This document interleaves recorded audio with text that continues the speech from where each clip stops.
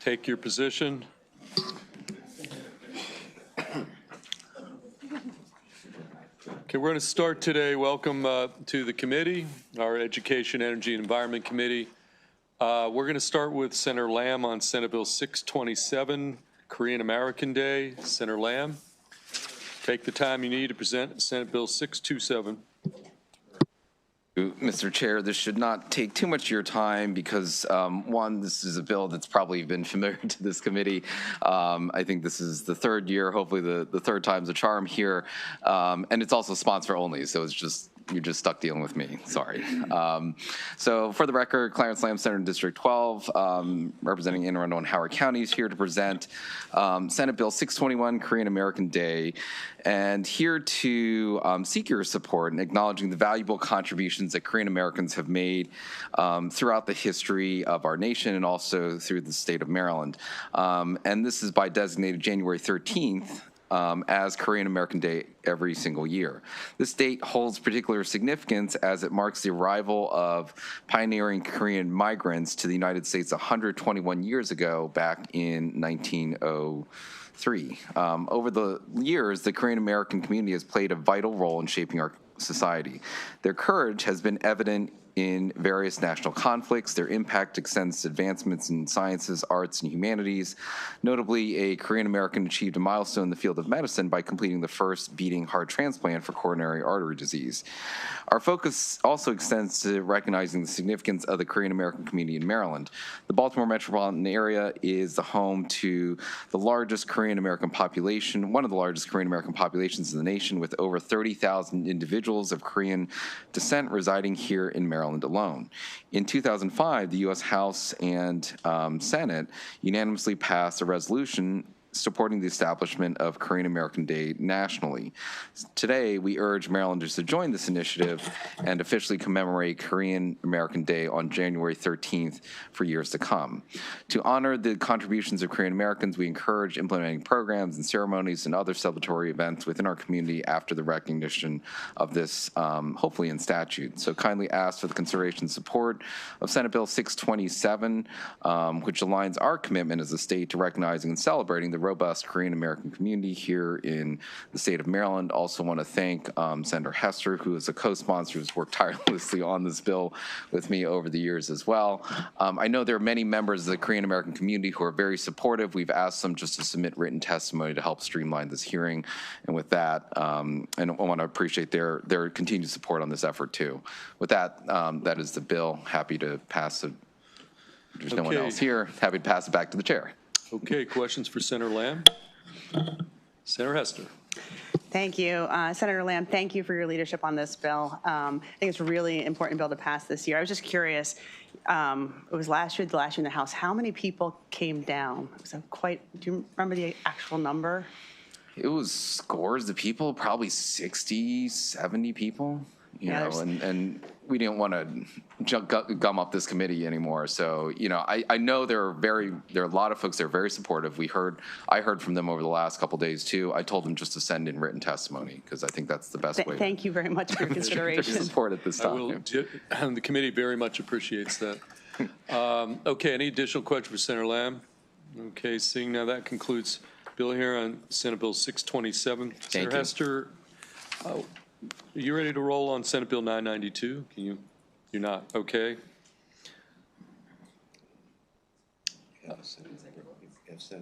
Senator Brooks, we're going to use everybody here. Do you think you're in a position to go on Senate Bill 191? 191? Yes. Okay, why don't we do it? I sure will. We're going a little out of order because we're waiting on some witnesses to show up.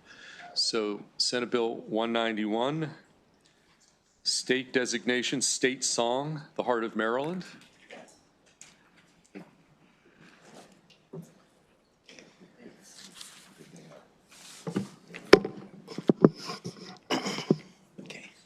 Okay. Hi. Brooks, I do have some witnesses signed up to be part of your sponsor panel. I'm going to call them up. Cindy Orban, Patricia McClay, Jayla Diggs, and Catherine O'Malley. We missing anybody? I got 4 names on your sponsor panel. Okay. Katie O'Malley is next door. She's on her way. Okay. Okay. As soon as she shows up, she can take a seat. Senator Okay. Brooks, we're on Senate Bill 191. All righty. Thank you, Chair, and my awesome committee for allowing me to testify on behalf or in support of Senate Bill 191. SB 191 establishes the Heart of Maryland as the official song of Maryland. For many years, Maryland's previous song reflected a very different moment in our history and did not represent the unity and shared values of Maryland as we do today. Nearly a decade ago, Maryland convened a work group to consider potential paths forward. Based upon the group's conclusion, the prior song was repealed in 2021. Further, the group laid out a clear criteria for what a song should be, something that celebrates our people, is unique to Maryland, can be proudly sung by all Marylanders. SB 191 builds on that conversation by proposing the Heart of Maryland, a song that celebrates the people, the landscape, and the spirit of Maryland in a way that is welcoming and inclusive of all Marylanders. State symbols should reflect who we are and what we aspire to be, and this song honors Maryland's history while looking forward to its future.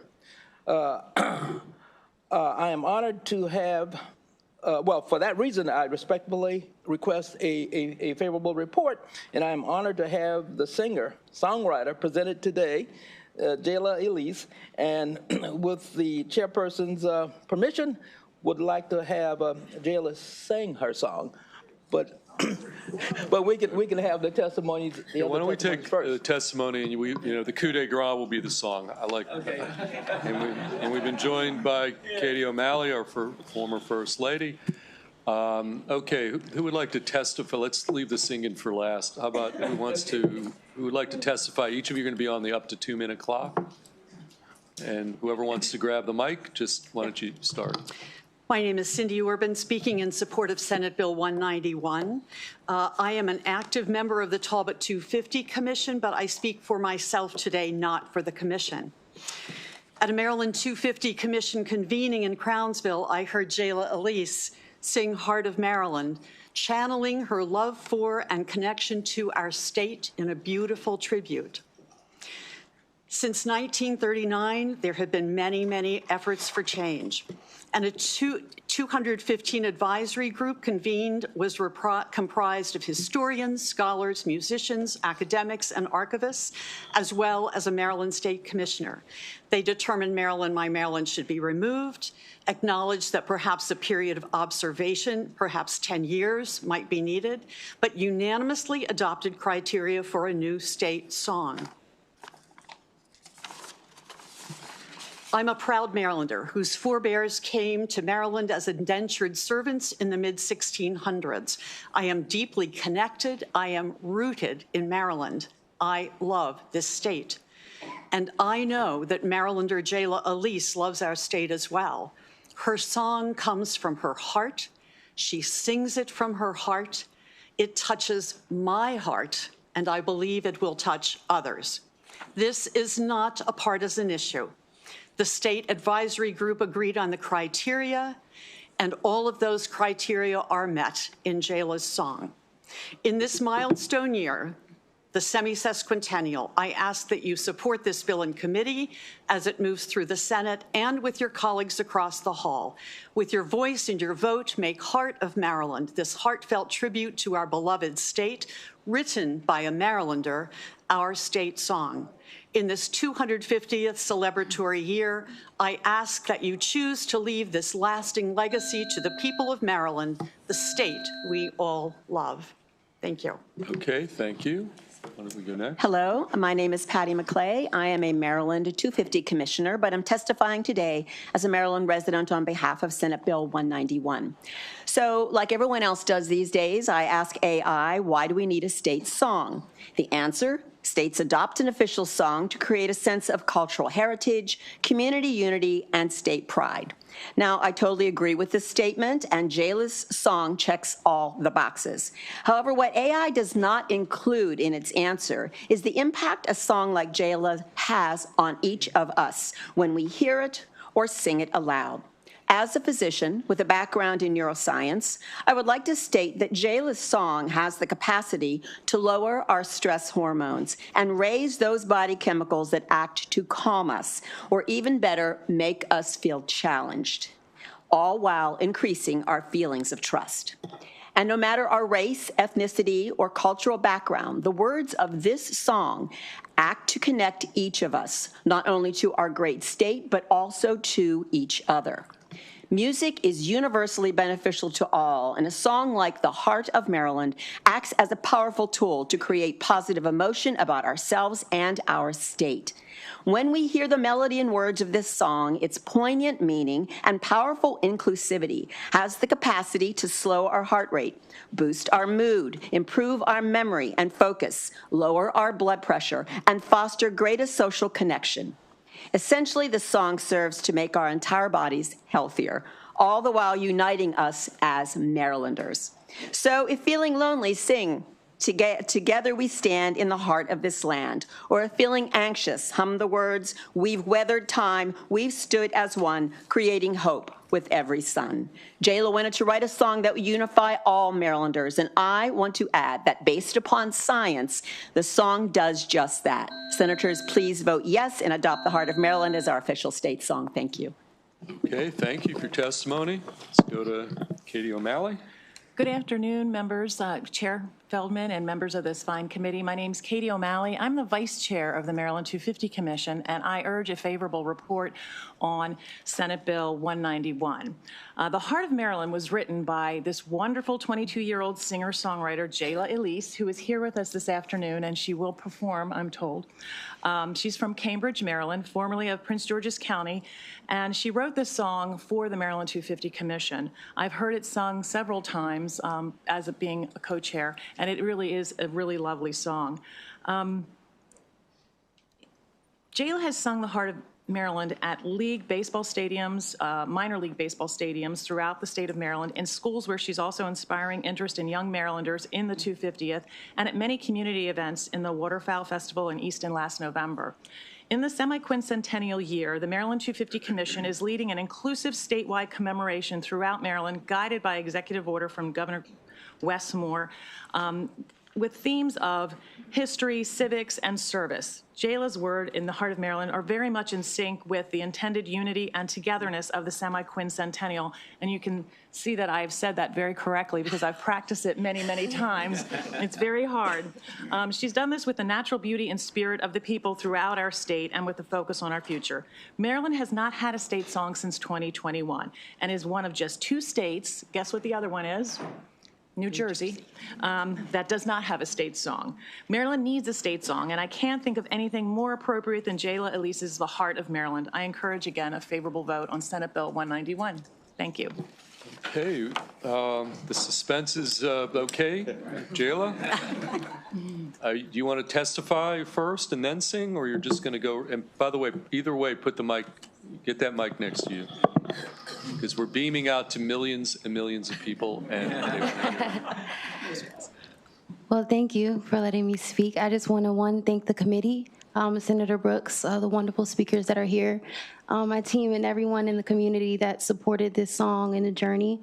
I think it doesn't just represent the words, but it's also the work behind it, all the continuous support that's been put behind the song. I think that's what represents Maryland, that we stand together, that we stand unified. I wanted this song to also reflect where we are, where we've been, where we are, and where we're going. So this is The Heart of Maryland.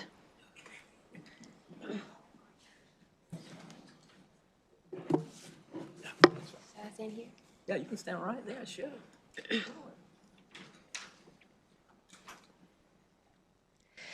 Together we stand in the heart of this land. Through steel and stone, we've called this place home. Through the cannon roar and the battle cries, Maryland waved against the skies. From the harbor's tide to the mountain streams, we built a home to chase our dreams. We are Maryland, bold and free, born to fire, shaped by every single trial, every storm. We stand tall and we are strong. Watch the bridges rise and carve the hands of time. Places on the shore leaves you wanting more. Together we stand in the heart of this land. Through steel and stone, we've called this place home. Where the history lives and the families thrive, Maryland's spirit stays alive. We've weathered time, we've stood as one, creating hope with every sun. With unity we find our song, right here where we all belong. You'll free your soul, you'll free your mind. Here in Maryland, leave no one behind.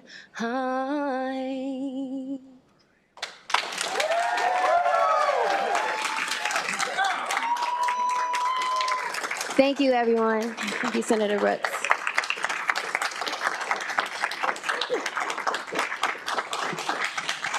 Okay, we're definitely breaking new ground. That's a unique bit of testimony. We haven't had that happen in this committee ever. I think this is, again, fantastic.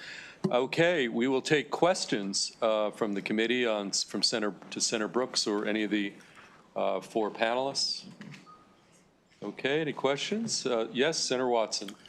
Thank you so much for that. I had the opportunity to meet Jayla and her team at Mako, and they gave me the song, and I, put it on my phone, and I was going all over the place. Listen, listen, listen, everybody, listen, listen. This is the next song.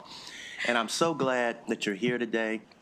Wish you all the success that you deserve, and I just want to thank you for being here and being willing to put your time and talent to something that represents Maryland. Thank you. Thank you.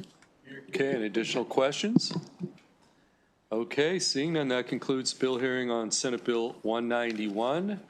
And Senator Brooks, we're going to go to another commemorative piece of legislation from you. So it's going to compete with what we just had here. I mean, okay, in any event, we're on Senate Bill 229, Commemorative Month, Maryland Native Plant Month. So that's a little bit of a different topic, but it's another commemorative day. So I've got four witnesses, or actually more than four. Let me just call up the witnesses you've designated as your sponsor panel. Marie Laporte, Brandon Carberry, Harrison Palmer, Matt Stegman. Let's see how many, we got a couple more. Esther Bonney here. Mary Ellen Peace Sheeler.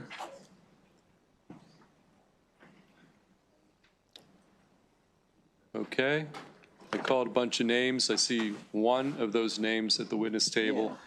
So why don't you, do you want to present? Actually, we do have two witnesses favorable who are not part of your panel, but we can call them up next because I see Mr. Stegman that your panel may roll. Mr. Stegman, if you want to come up front, you're part of Senator Brooks's panel, sponsor panel. Okay, Senator Brooks, you can start on Senate Bill 229. Okay, thank you, Chair Feldman, and my wonderful committee. For the record, I'm Senator Ben Brooks, representing the 10th Legislative District in Baltimore County. Thank you for the opportunity to testify in support of Senate Bill 229. This bill designates May as Native Plant Month in Maryland. Native plants are uniquely adapted to Maryland climate and soil, making them essential to a healthy ecosystem. They provide critical habitat and food for pollinators and wildlife. They help improve water quality by reducing runoffs, requiring less fertilizer and irrigation, and support the overall health of the Chesapeake Bay. Maryland has already taken important steps in this area. In 2023, the General Assembly established the State Native Plant Program, and since that time, the governor designated May as a Native Plant Month through an executive order. SB 229 simply builds on that progress and make this recognition permanent in statute and continuing to raise awareness about the importance of native plants. Finally, SB 229 has no opposition and no fiscal note. For these reasons, I respectfully request a favorable report. And now I can go to my panelists, Mr. Okay, Chair. why don't we take, sir, why don't you start, and each of you on the up to 2-minute clock? Thank you, Chair Feldman, Vice Chair, and all members of the committee. For the record, my name is Harrison Palmer, Chief of Staff at the Maryland Department of Agriculture. I won't make anyone succumb to hearing myself sing over the next 2 minutes, but would like to highlight a few major points about native plants and their significance to Maryland's economy. The Senator mentioned in 2023, we stood up the Maryland's Best Native Plant Program at the department, intended to promote and support indigenous species that bolster biodiversity and climate resilience across the state, and bridge the gap between conservation goals and the market availability by providing that technical experience to nursery growers and offering the Maryland native plant label that goes along with supporting over 28% of an increase in desire for native plants from the 2024 National Gardening Survey. The nursery and greenhouse sector in Maryland is a major contributor to the agricultural economy, and it generates over $312 million in economic impact. And the native sector of that is a continuing growing population, both due to the demand by consumers, but also for recognizing the ecological benefits that come along with incorporating native plants into the environment. So we respectfully ask for a favorable report and thank the Senator for bringing this bill forward. Okay, Mrs. Stegman? Yeah, thank you, Mr. Chair, members of the committee. Matt Stegman from the Chesapeake Bay Foundation. Yeah, we support this bill for many of the reasons that the Department of Agriculture and the sponsor have mentioned. When we do our restoration work, planting riparian buffers and things like that, we use exclusively native plants. We do have a nursery that we operate for our restoration work where we grow native trees. But when we're talking about native plants, it's not just about the importance of the native plants on the land, but also our submerged aquatic vegetation, which performs really important ecosystem functions. You know, using native plants, incorporating native plants, educating the public about the importance and the qualities of native plants is really important to improving the health and spread of that submerged aquatic vegetation, and that's one of the key goals in the new Chesapeake Bay Agreement is increasing the amount of submerged aquatic vegetation in the bay. So we think this is a great education opportunity for the public to talk about the importance of that. So we would urge a favorable report. Thank you. Okay, thank you. It looks like we found some of your sponsor panelists. Yes. So just when we start with, tell us who you are, and each of you are going to be on the up to 2-minute clock, and you can start whenever you're ready.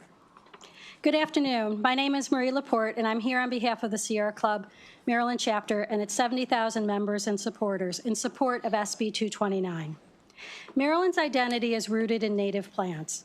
From our iconic black-eyed Susans to the legendary white oak and the bay grasses sheltering our blue crabs. These species are more than scenery.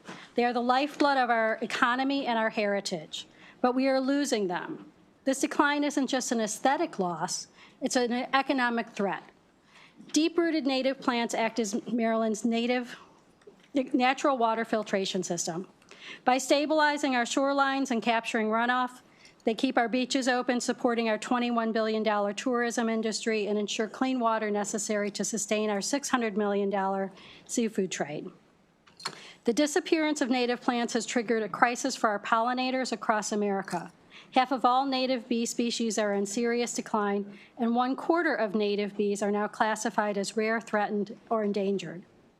In Maryland, they are the silent, little-noticed engines of our $3 billion agriculture industry. Bees pollinate 71 of the top 100 food crops and are crucial for Maryland's economy. Even wind-pollinated staples like corn and soybeans see higher yields when native bees are present. To have these bees, we must have native plants. SB 229 is a big win with no price tag. By establishing a recurring native plant month, we can spark a shift in public awareness, drive business to local nurseries and landscapers, and protect the ecosystems that make Maryland home. This bill is all about stimulating Maryland's economy, supporting diverse local businesses with locally grown products while also encouraging environmental stewardship. It is a simple, powerful bill. We urge a favorable report on SB 229. Okay, thank you. Sir?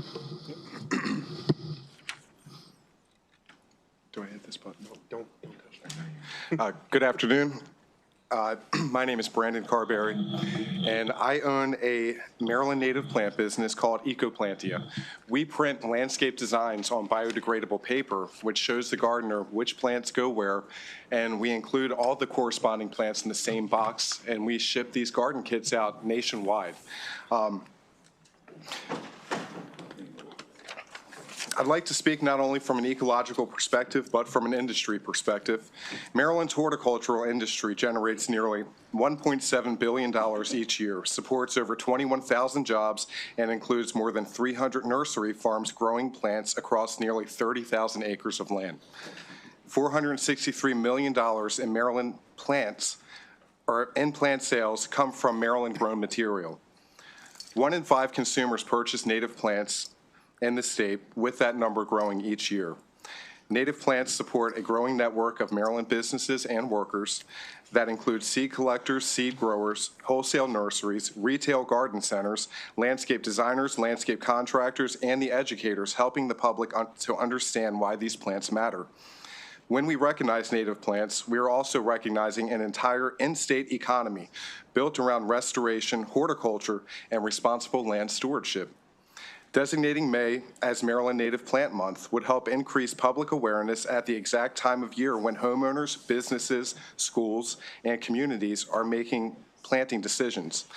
That awareness translates into real support for Maryland growers and retailers, stronger demand for regionally appropriate plants, and more opportunities for businesses that are investing in local production and ecological landscaping.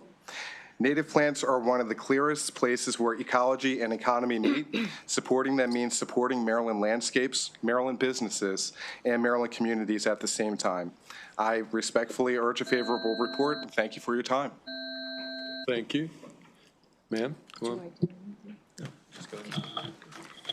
Good afternoon. My name is Mary Ellen P. Sheeler, and I'm here to urge support of SB 229. This is a zero-cost, zero-mandate bill that designates every May as a Maryland Native Plant Month. I think of it as a permanent statewide marketing campaign, giving master gardeners, watershed stewards, educators, congregations, communities, a predictable month-long window of opportunity to engage our citizens in activities like installing rain gardens, planting pollinator strips, planting stream buffers. These are all native plant practices that help absorb stormwater, clean our water, support our imperiled pollinators, and they all, as Brandon said, support our economic sectors. Maryland is fortunate because we already have thousands of enthusiastic volunteers who partner with our government agencies like DNR's Tree Mendus Program, MET's Land Stewards, and Roots for Resilience. According to a report by the Do-Good Institute and University of Maryland, that Maryland labor force is valued at over $35 per hour. But awareness is the key to leveraging that. A permanent month timed at the height of planting season will exponentially multiply that impact and save our state millions. If there was ever a time to do this, it is now. Federal funding for climate resilience is being eliminated. FEMA disaster relief is gutted. EPA protections are being rolled back, and Maryland can't wait for Washington. This bill costs nothing, mandates nothing, but delivers lots of benefits. So I urge a favorable vote. Thank you so much. Okay, thank you. Okay, do we have questions for Senator Brooks, the sponsor, or any of the panel? Okay, seeing none, thank you, Senator Brooks. We do have two additional witnesses signed up. Is Allison Colton here? Oh, you're repping her, okay, and Marlene Smith. Marlene, why don't you, okay, you guys, you're good, maybe relinquish a seat to Ms. Smith. And you're signed up straight favorable. Ms. Smith.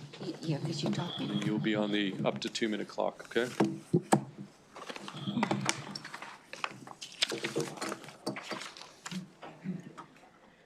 Do we just wait for me to start? No, you can start. I can start. You can start. Okay. Thank you for the opportunity to testify today. My name is Marlene Smith. I'm a certified Chesapeake Bay landscape professional, a certified University of Maryland Baywise 2.0 master gardener, and president of Wild Ones Chesapeake Bay. Located in southern Maryland, Wild Ones Chesapeake Bay is one of 5 Maryland chapters of the national organization Wild Ones, whose mission is to promote native landscapes through education, advocacy, and collaborative action. The 600+ members of the Maryland Wild Ones chapters are passionate, boots-on-the-ground volunteers who promote native plants and natural landscapes thriving in every community. I am here today to strongly urge you to support Senate Bill 229. I am proud to know that Maryland is considered a leader in the native plant movement in the U.S. and is the envy of residents of other states. How are we leading the way? In 2021, Maryland was the first state in the country to pass a law prohibiting HOAs from banning low-impact landscaping, which includes native plant gardens, pollinator habitats, and rain gardens. In 2023, Maryland passed legislation establishing the Maryland Native Plant Program. This program is recognized as the first of its kind state-led initiative aimed at making native plants the norm and not the exception. Since 2023, Governor Moore has issued a proclamation each year declaring May as Maryland Native Plant Month. Legislation formalizing the practice is preferred to annual proclamations because it locks in the designation from year to year, allowing educators and organizations to plan educational events well in advance. And it drives native plant sales during peak growing and planting season. Witnesses today have given you many compelling reasons for the importance of native plants and supporting the bill, and I can't help but ask myself, why would anyone not support this bill? It costs the state nothing and creates no mandates. Everyone wins. I urge you to please support the nurseries, the consumers, the biodiversity that calls Maryland home, the future generations that depend on your decisions today, and the individuals and organizations who are working tirelessly to do our part, one native plant at a time, to save our treasured Chesapeake Bay and its watershed for future generations. Let's keep Maryland's native plant movement growing. Thank you. Okay, thank you. Any questions for Ms. Smith? Okay, seeing none, that concludes the bill hearing on Senate Bill 229. We're going to next pivot to a different kind of topic of large load customers. We're going to go to Senator Hester next. Topic of data centers, Senate Bill 992. And I've got sponsor panelists in the following names. Jamie DeMarco here. Is Bill Fields here? Ben Baker from the PSC. And we do have one virtual witness. Is that person in the queue? Okay, we're going to start with your designated sponsor panel, and then we'll take a few additional witnesses. I do want to welcome the Public Service Commission Chair, Kumar Barve, just walked in. Okay, Senator Hester, we're on Senate Bill 992, and you can take the time you need to present the bill. Thank you very much, Chair Feldman and members of the Education, Energy, and Environment Committee for your consideration of Senate Bill 992, which addresses the rapid growth of very large electricity customers such as data centers. It takes 3 key steps around transparency, cost, and scale. I'm going to start by outlining what the bill does in broad strokes and then discuss the technical amendments that are currently under negotiation. So first, the bill improves transparency by requiring large electricity customers to register key planning information about their projects with the Public Service Commission. Currently, utilities and regulators have very limited visibility into which large electric users are planning to build in Maryland and what their expected demand is going to be. Developers may submit multiple interconnection requests across different locations when deciding where to build. And because system planners cannot always determine which projects will actually move forward, these speculative requests can inflate demand forecasts.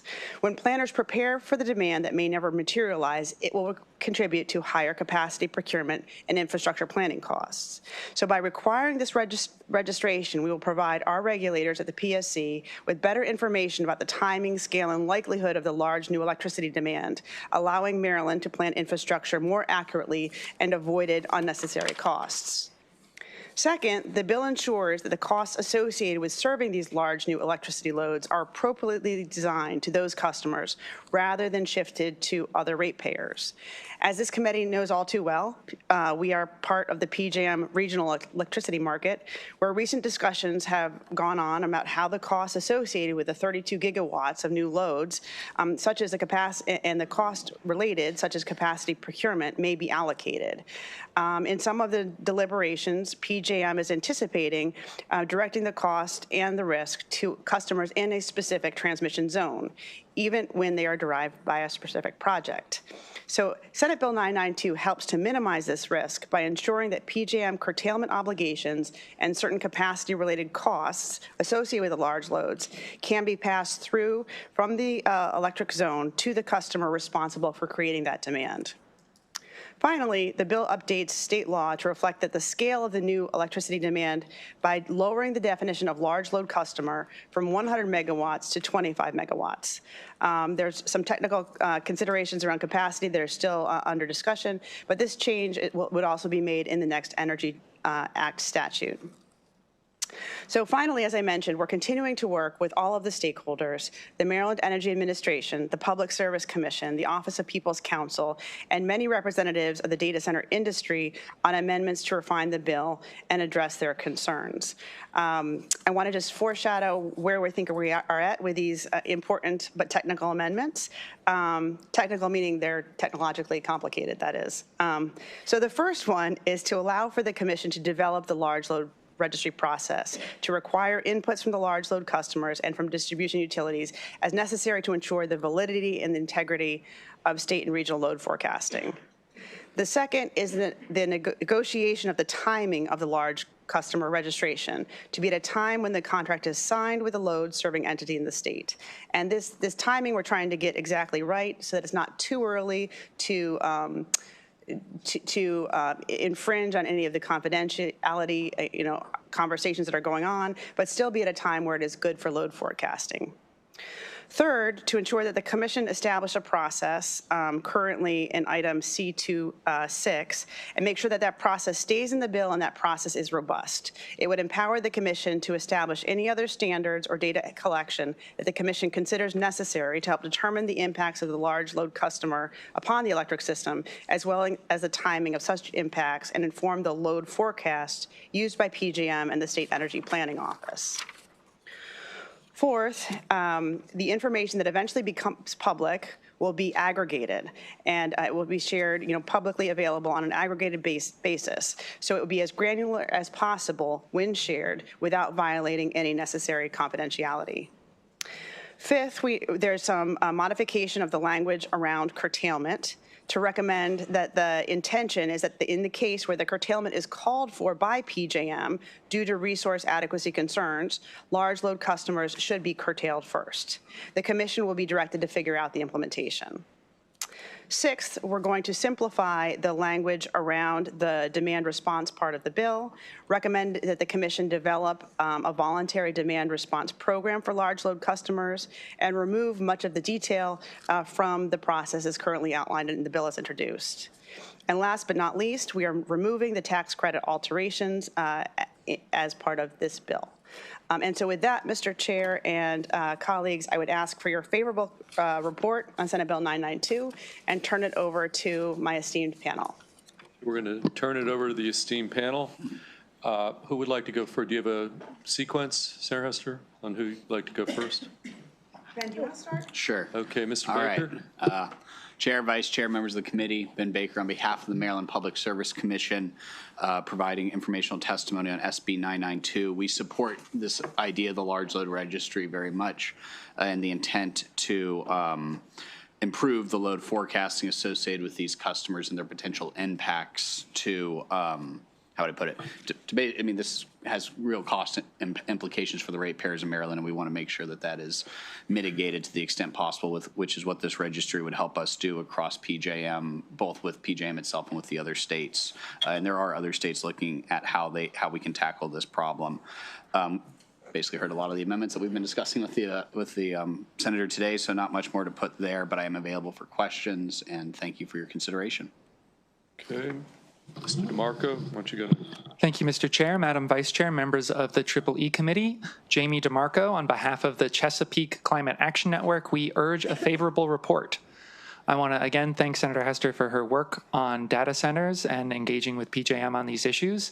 She is a regional lead throughout all of PJM. When PJM wants to talk to state lawmakers, they go to Senator Hester.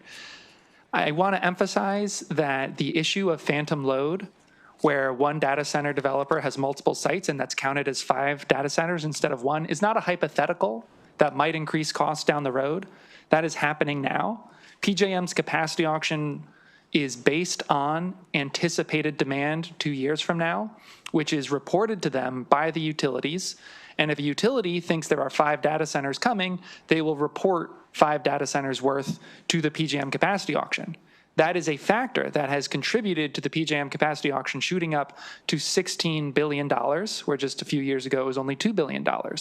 So the fact that we do not know which data center proposals are serious and which are not is costing our ratepayers today a significant amount of money. A registry for data centers will address that issue, and at least when Maryland utilities are reporting up to PJM projected data center demand, they will have a more accurate reflection of what that demand is going to look like. That's just one provision of the bill. We also really appreciate the encouraging of load shifting, because again, you only contribute to that capacity auction, which is driving up so many of our costs, if you are pulling from the grid at peak hours, and if you can work out arrangements to not be pulling from the grid at peak hours, then you are less likely to contribute to that capacity auction. For all of these reasons, we think this is going to save ratepayers a lot of money, even as data centers come to the state, and we urge a favorable report. Thank you very much. Okay, Mr. Fields.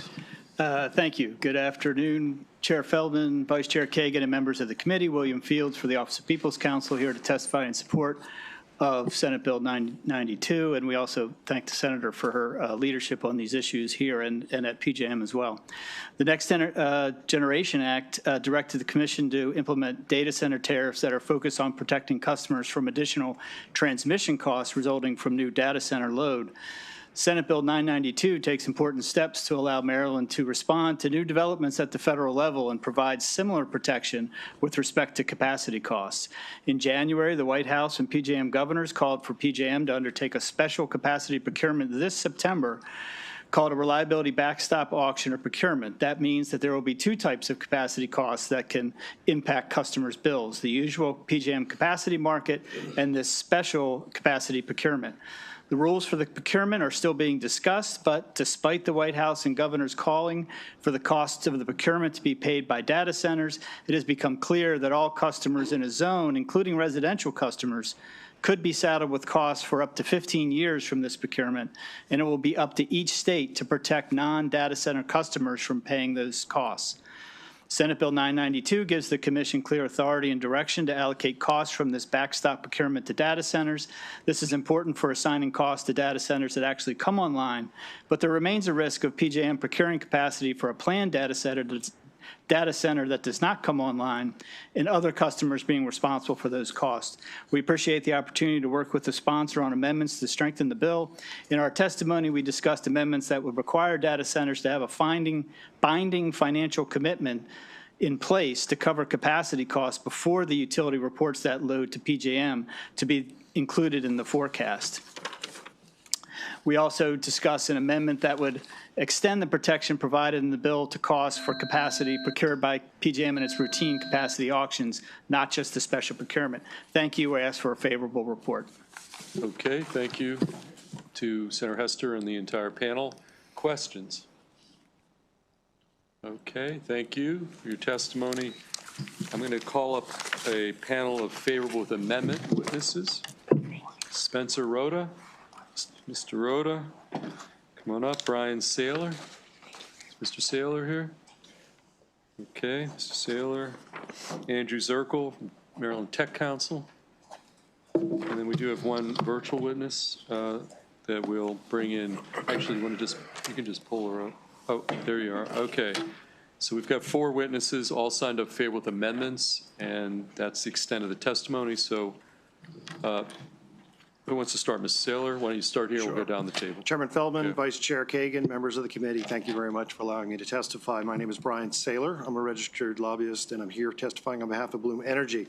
I submit this testimony in support of Senator Hester's bill with amendment and urge the committee to adopt the Bring Your Own Power amendment. I commend Senator Hester for her work on SB 992. It creates a regulatory obligation to the grid and demand response curtailment mechanisms, but it omits the opportunity for policy rewarding those who don't use the grid at all. Together, the bill and the amendment provide a sound, balanced framework for managing the unprecedented growth in large load demand in Maryland without burdening existing taxpayers. The Bring Your Own Power amendment makes a targeted but transformative improvement to the bill. It clarifies that a behind-the-meter generating facility that powers a large load customer is exempt from the Building Energy Performance Standard emission calculations, provided the facility emits less carbon dioxide per megawatt hour than the regional grid's non-base load output rate as measured by the EPA's eGrid database. This amendment is critical and paramount to advancing Bring Your Own Power in Maryland for any business.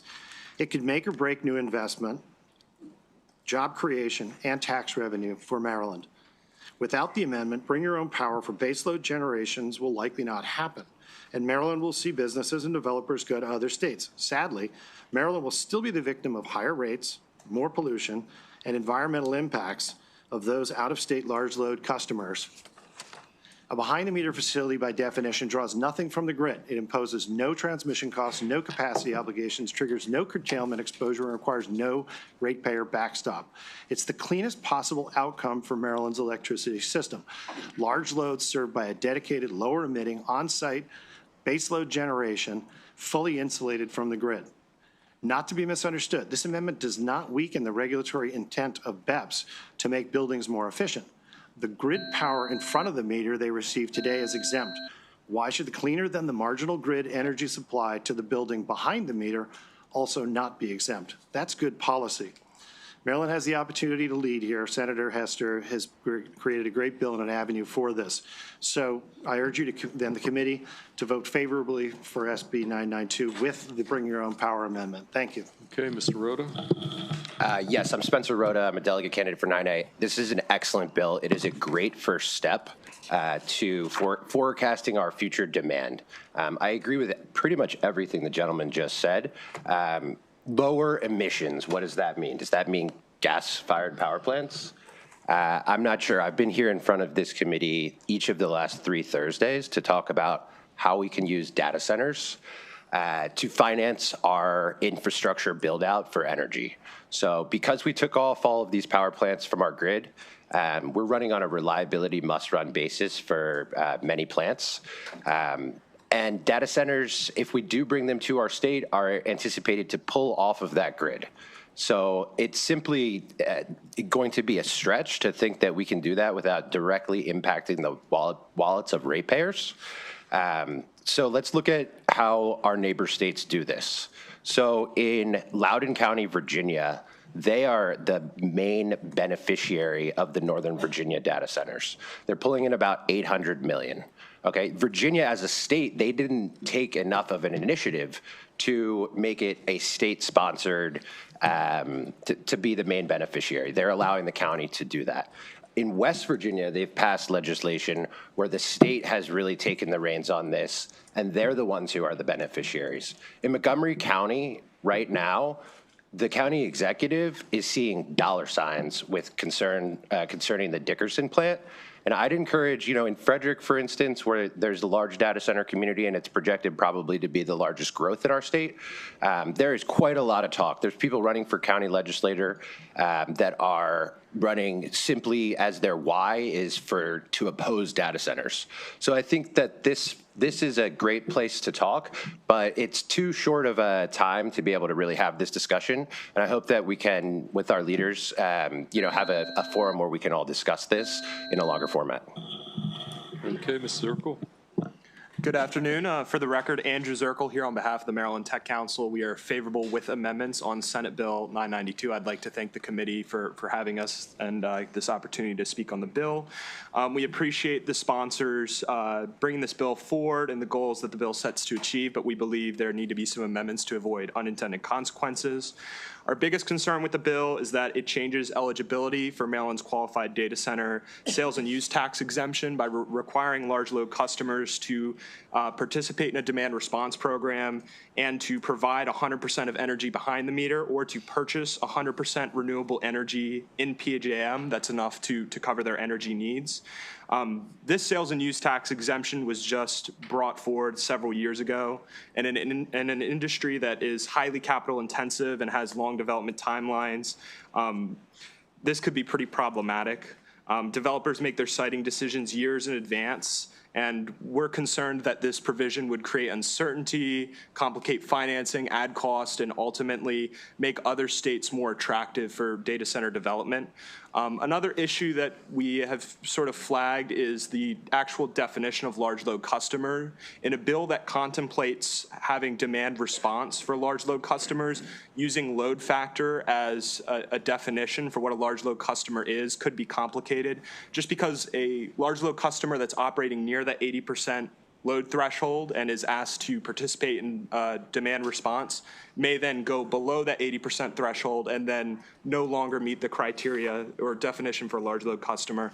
A final amendment that we would ask for is a carve out for some of the reporting for data centers that are engaged in a national security or public safety purpose. Some of that information could be compromising or risky to data centers that are involved in that sort of activity, and we'd like to avoid exposing them to risk. We do appreciate the bill. We look forward to continuing to work with the sponsor in the committee, and we ask for a favorable with amendment report on Senate Bill 992. Thank you. Okay, let's take our one virtual witness favorable with amendment. Mr. Garfinkel, you're on the up to 2 minute clock, okay? Thank you so much. My name is Jordan Garfinkel, Director of Government Affairs for Bloom Energy. Thank you to the committee for the opportunity to provide testimony today and to Senator Hester for bringing forward the bill. We support the bill with amendment. Bloom Energy makes solid oxide fuel cells. These are systems that generate electricity for customers directly at the sites at very high efficiency without combustion. Customers that deploy fuel cells on site as their source of power, they reduce carbon emissions compared to the grid. They virtually eliminate local air pollution and water consumption, and they protect ratepayers from costly grid upgrades for the necessary infrastructure in the alternative that the facility would require the grid. SB 992 is an important step towards ensuring responsible development of facilities with high electricity demand. The bill seeks to encourage only the lowest impact development while gathering the critical data under the proposed registry. We support that effort and we appreciate the community's focus on this important regional issue. But without one key correction, the bill will not have the intended effect of encouraging responsible on-site power generation that protects ratepayers. Instead, the large loads will continue to rely on the power grid and risk saddling ratepayers with costs and significant risk of stranded assets. Right now, the state's Building Energy Performance Standards penalizes on-site power generation while giving a free pass to grid power. The Bring Your Own Power amendment to SB 992 would ensure that program provides equal treatment of grid power and on-site power for large loads. So to be clear, currently, BEPS excludes all grid power emission sources, no matter how dirty, and penalizes all on-site power emission sources, no matter how clean. Without the amendment, the BEPS penalty will virtually ensure that no on-site power gets built to serve large loads, and instead perpetuate this issue around growing grid strain and increasing emissions and ratepayer impacts. Treating on-site power the same as grid power under that program removes the artificial preference for grid power and allows the bill to have the intended effect.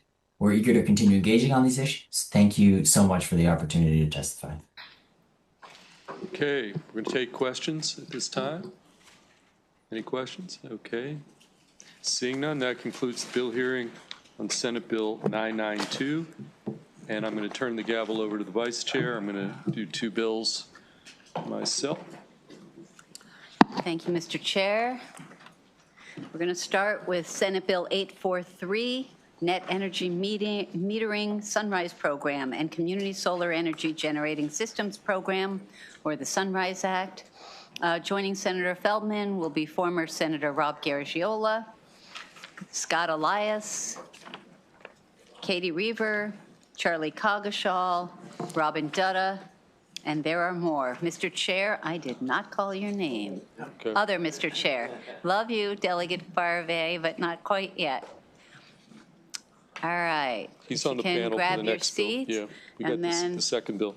Chair Feldman, Yes. you may begin. Madam Vice Chair, so this is going to be presenting two bills on the same topic, having to do with our net metering program.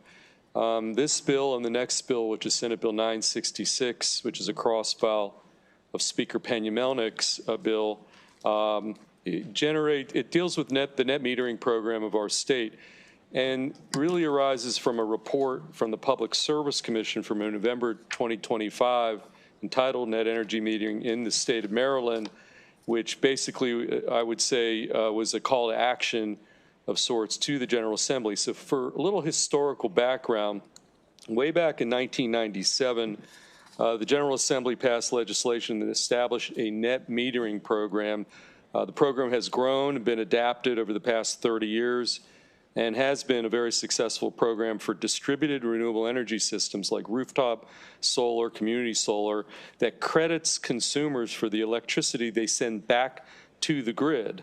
And this is really a different form of local in-state generation, getting it on the grid online quickly.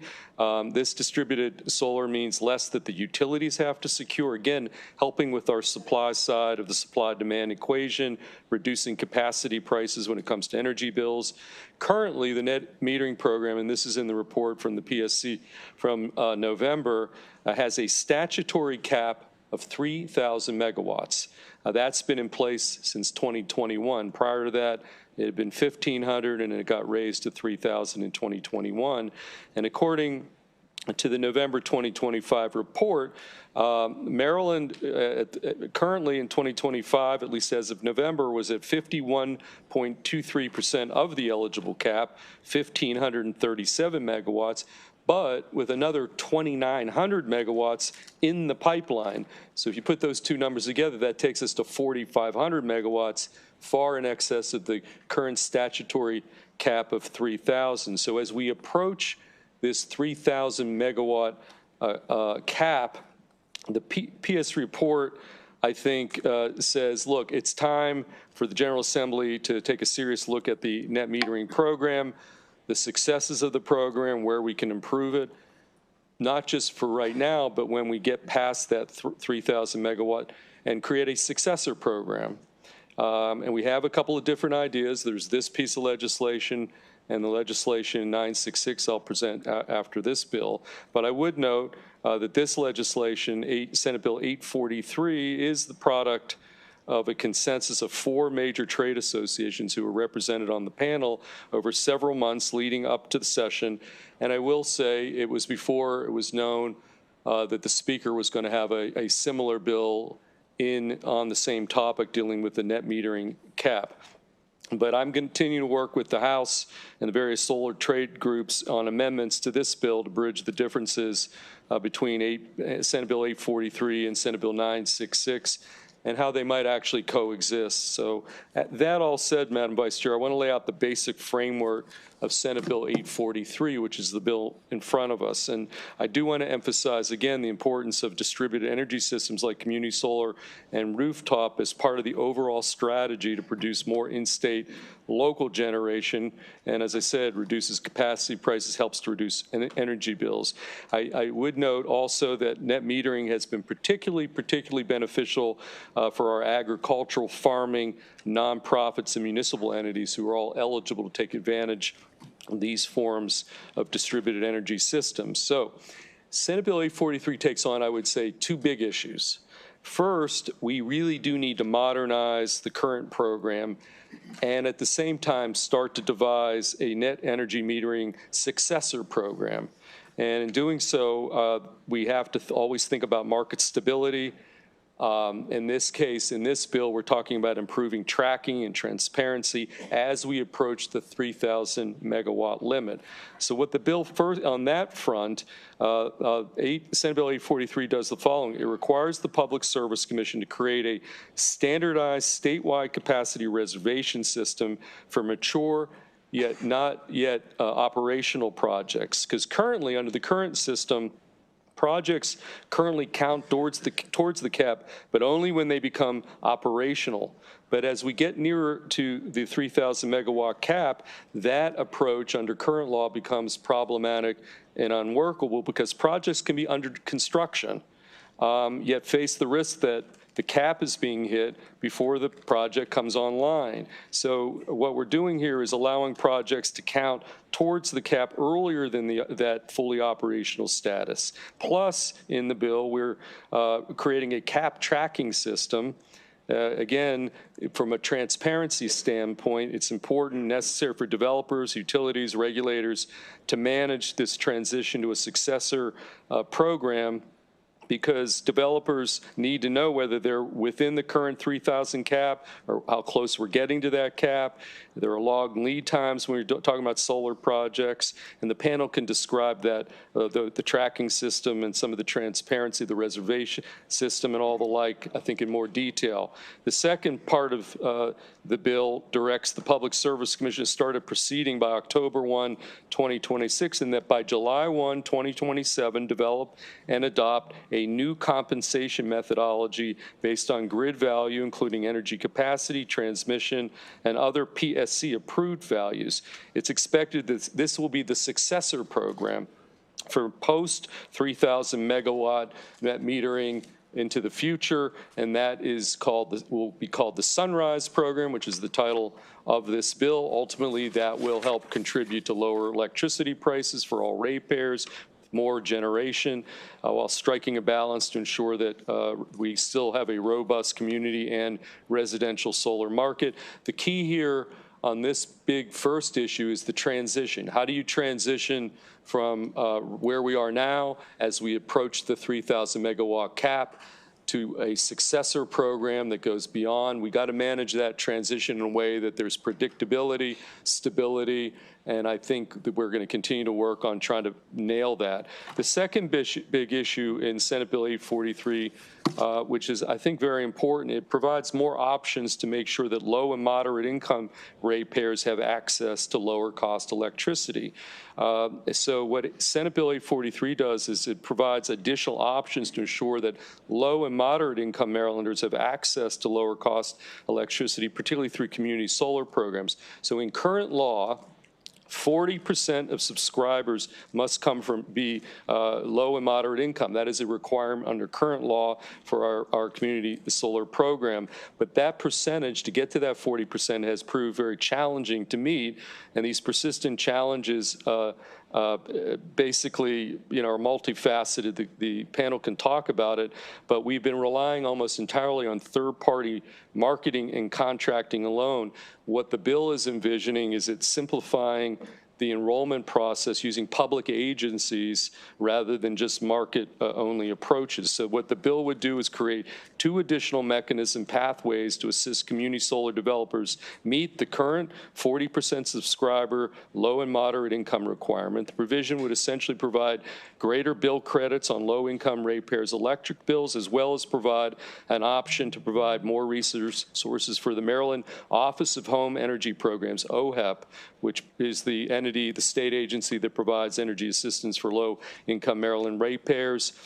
Again, this is important. We're talking about savings, simplified enrollment, and delivery through a trusted, reliable agency rather than relying entirely on market-only approaches. And so that is really what Senate Bill 843 does. It's about the upcoming cap, a successor program, how do we deal with the transition, And so finally, I guess in sum, I would characterize the 4 solar trade associations who coalesced around this bill have been meeting with their members and other stakeholders to try to bridge the differences between this bill as drafted, as introduced, and the speaker's cross-file, which you'll hear in a minute. And I'll let the panel further elaborate on this. So this is a conversation that's going to continue over the next week or two to try to get this right. So with that, Madam Chair, I'd love to get the panel involved on Senate Bill 843. Thank you, Mr. Chair. Do you have a preferred order, or should we start with Senator Garagiola? I would say just go in the order of the table. Perfect. It's a very carefully selected sequence. You can totally tell that. All right, Rob Garagiola, why don't you kick us off? Thank you, Madam Vice Chair. Rob Garagiola with Compass Advocacy, here on behalf of CCSA, CHESA, and SIA. I want to thank Chair Feldman for sponsoring this legislation. First, I want to say the solar trade associations are united, including the clients I just mentioned, as well as the Maryland Solar Rooftop Coalition, which is also on this panel. Second, I want to thank the committee for making Community Solar Program permanent in 2023. Thank you, Senator Brooks, and developing siting standards, including the DG-CPCN in 2025. As a result of your past work, Community Solar, along with Rooftop Solar, is the fastest growing in-state energy generation to meet our energy, environmental, and affordability needs in Maryland. The Sunrise Act, as Chair Feldman mentioned and as introduced, addresses 2 issues. The first issue is that we are approaching the 3,000 megawatt cap under what we're going to call NEM 1.0, the existing program. So we need to devise a NEM 2.0, which this bill accomplishes as well as the other bill. Both bills charge the PSC via a stakeholder process to devise NEM 2.0, similar to Chair Feldman's other bill. However, this bill includes a carefully balanced transition, so rooftop and community solar developers know market signals well in advance to plan for projects that can take 3 to 5 years from conception to generating power. Second, he mentioned the 40% LMI bottleneck. Developers need to find those 40% subscribers. It can be costly, it can be difficult, and the bill, as he mentioned, creates 2 new options. One of the easiest of the 2 options is getting kind of the cash equivalent of these credits to OHEP so they can provide it to low-income ratepayers and make sure we're providing assistance to more Marylanders. And while I've shared the bill's goals, we have begun, as the chair mentioned, working to bridge the differences between this bill and Chair Feldman's other bill, which is the crossfire to the Speaker's bill. When that comes up, the panel will provide additional background regarding community and solar rooftop development and begin framing the importance of a proper transition to NEM 2.0 and better illustrate the options for meeting community solar LMI requirements. And with that, I'd like to turn it over to Robin Dutta. Robin Dutta. Thank you, Madam Vice Chair, members of the committee. Thank you for your leadership since this committee has been formed. I'm Robin Dutta. I'm the Executive Director of the Chesapeake Solar and Storage Association, one of the voices of the consensus that we're able to bring to you with SB 843. I want to, you give my written testimony, I want to just focus on one part, which is really the why should this committee and why should the non-solar people of Maryland care about this bill and seeing this bill pass? And it's because of what we've been all experiencing around, higher PJM auction prices and the higher and rising electric prices and costs throughout Maryland. The chart that was attached to our joint testimony highlights, the benefits that distributed solar provides today. When we look at estimated capacity value, that part of the chart, that represents what the utilities would have had to go out and procure more of. So we have record PJM prices that everyone is rightfully, anxious about and trying to fix and overcome.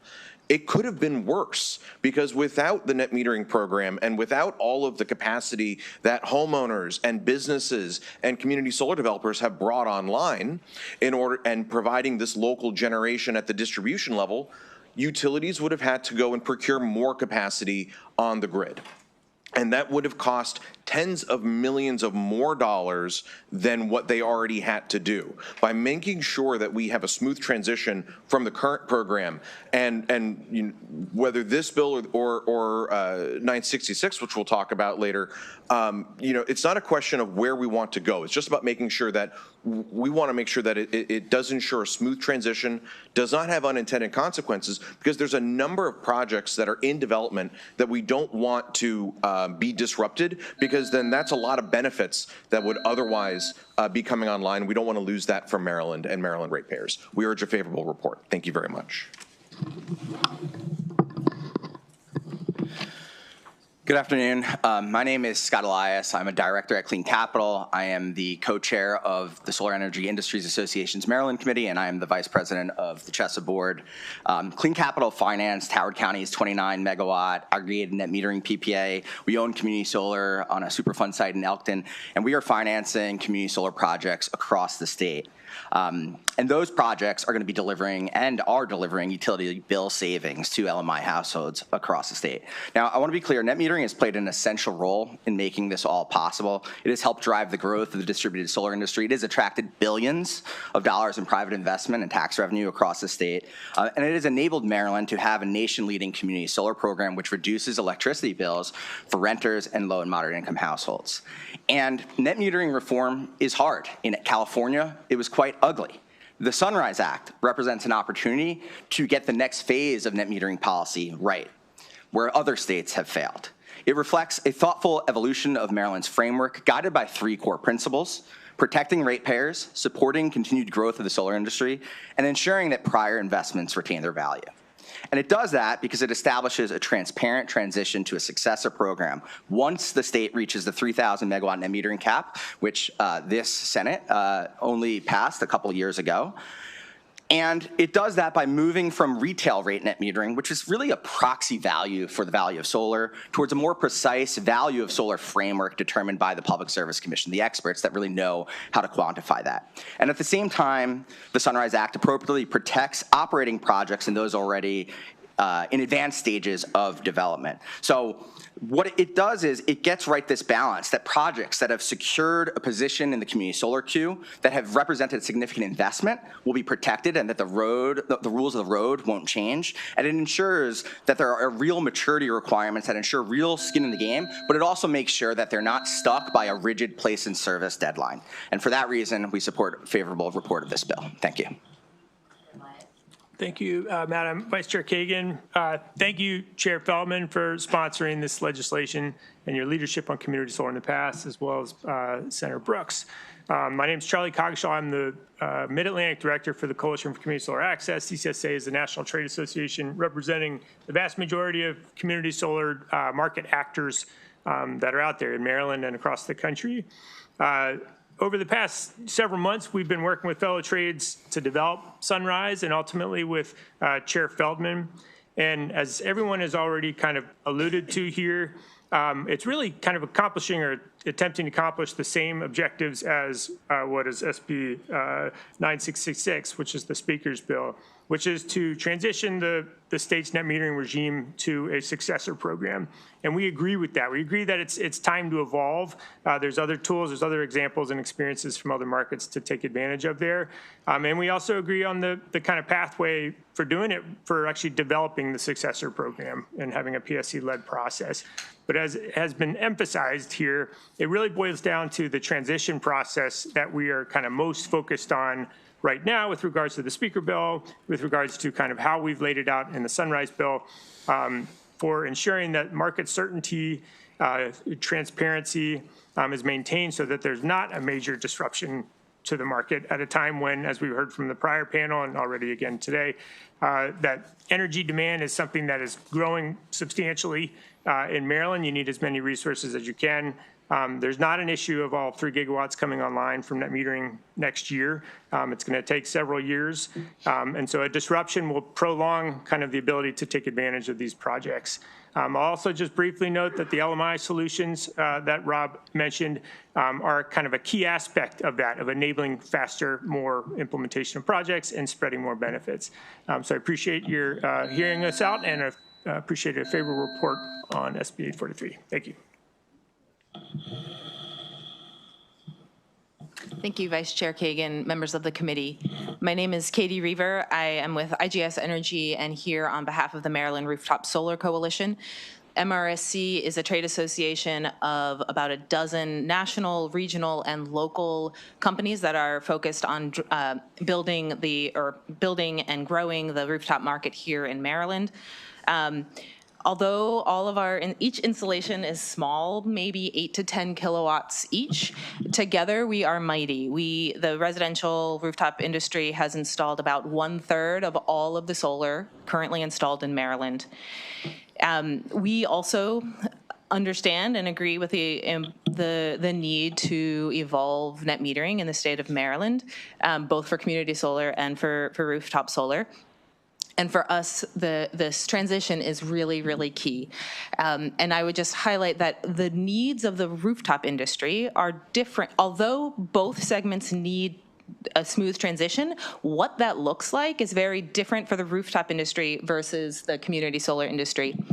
And the rooftop industry, you can think of us much more akin to the HVAC, residential HVAC industry. Community solar is much more of a commercial development industry. We're 8 kilowatts and very much customer facing. The customer comes in at the very beginning of the project cycle. For community solar, 3 to 5 years. The customer comes in at the end of the project cycle. For residential rooftop, maybe 3 to 6 months is ideally 3 months, but 3 to 6 months from when you're engaging the customer to when you install. And so the need to have a very smooth transition and always on, like no gap in net metering, is really important for both the continuity of our industry and the confidence of our customers. Thank you all for your expert testimony. Are there questions for Chair Feldman or any of these witnesses? And I will tell you, colleagues, there's at least one more panel coming up after this. Senator Carrozza. Thank you, Madam Vice Chair. Just a question, Senator Chair Feldman, you mentioned the agricultural impact, and I just wanted to better understand that. I might defer maybe to the panel has some expertise, I think, in terms of their the clients. I've been always, somebody here probably is better able to answer that than myself, but. Senator, what, if you wouldn't mind just clarifying the question. Chair Feldman, when he was presenting, mentioned that there might be some positive with the agricultural impact. I was just making the broader point that net metering has been beneficial to a lot of our ag farming communities and things of that nature over time since its outset. So that was really a point I was trying to make. A lot of farmers have been utilizing in the ag community aggregate net energy metering and community solar and rooftop solar. So basically, DG, just, which was what we're talking about here under this program. And I think that's what he was referring to. Okay. And then as far as other issues we've talked about with solar and siting and farmland, this is completely separate? Yeah, this legislation doesn't get in. I mean, the siting bill last year, that did get into those issues, and we've settled on that. But this bill doesn't get into that at all. That's what I mean. It's this bill gets into kind of the compensation of the industry, and everybody is saying we need to transition. It's a maturing industry. I think the big message that we're trying to convey to all of you is and both bills, you hear about the other bill in a minute, both bills get to the same place. What we're saying is it's very important how we transition from the current structure to the next structure. And so I liken it to, we're in net energy metering 1.0, that's today, to net energy metering NEM 2.0. Both bills get you to 2.0. Same approach, have the PSC figure it out in a stakeholder process.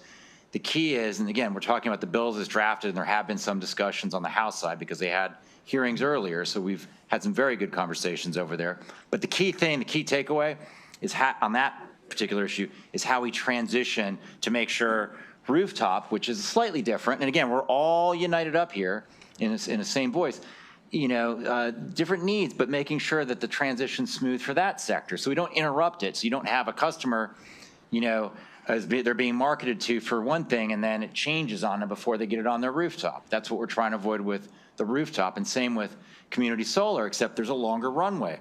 You kind of start talking to landowners about a community solar project or a big rooftop, you know, it could be 3, 4, or even 5 years before that starts producing power. And so there's significant investment. I think Scott Elias mentioned, you know, hundreds of millions, if not billions of dollars overall, when you add it all up in aggregate, that's at stake here. And so those investment commitments are being made under NEM 1.0. At what point do you say, hey, you're going to be in the new regime versus the current regime? And it's that transition that's the critical question. Thank you. Thank you. I see no other questions. Oh, there were, okay, sorry. The Godfather. The guy. Permanent. Me. This was I should say this was a pilot, the community solar, you know, it was pilot for a long time until Senator Brooks passed legislation that made it permanent because it's been successful. There was no need to pilot it anymore. And so Perfect. I got to give him big credit. Senator Brooks, All right, thank you. Yeah, just quickly. So I just want to make sure I'm understanding with the current system, net metering. Okay, if I were to generate more electrons, rooftop now, generate more electrons than I'm consuming, I get a credit at the same rate, you know. And then I think in April, if I generate it over the course of the year more than I consumed, there's a true up, and then I'll get a check from BGE. So with the new method, we're heading in the same direction. So under the current program, and it works similarly for community solar as well. I mean, kind of visualize the meter going backwards. Right. If it's sunny out. Yes. And that's the credit you referred to. Right. And if it's on your rooftop, or if it's on a Walmart, or if it's in a field, you know, that same concept exists, and that's the credit that you referenced. Right. What we're talking about in the future is going to be something that both bills are going to look to the expertise of the Public Service Commission, and I think you'll have the chair up here on the next bill. Both bills say, hey, Public Service Commission, you're best suited to bring all the stakeholders together, the folks up here in the audience, environmental community, other consumer advocates, and figuring out, like, should it be whatever that meter is going backwards for the credit, or should it be something else? And we're comfortable saying, let's have it in that forum to discuss what that new system looks like. But again, what the Sunrise bill envisions as written is allowing for, when we get there, making sure that for a developer that's investing a lot of capital, if they're far along in that process, it's a 3 to 5 year process, that they can remain in the current system and not have to be pushed into the new system, because they're basing their business decisions on the system today. And the new system has to be developed still, and we're anticipating it'll be developed July of 2027.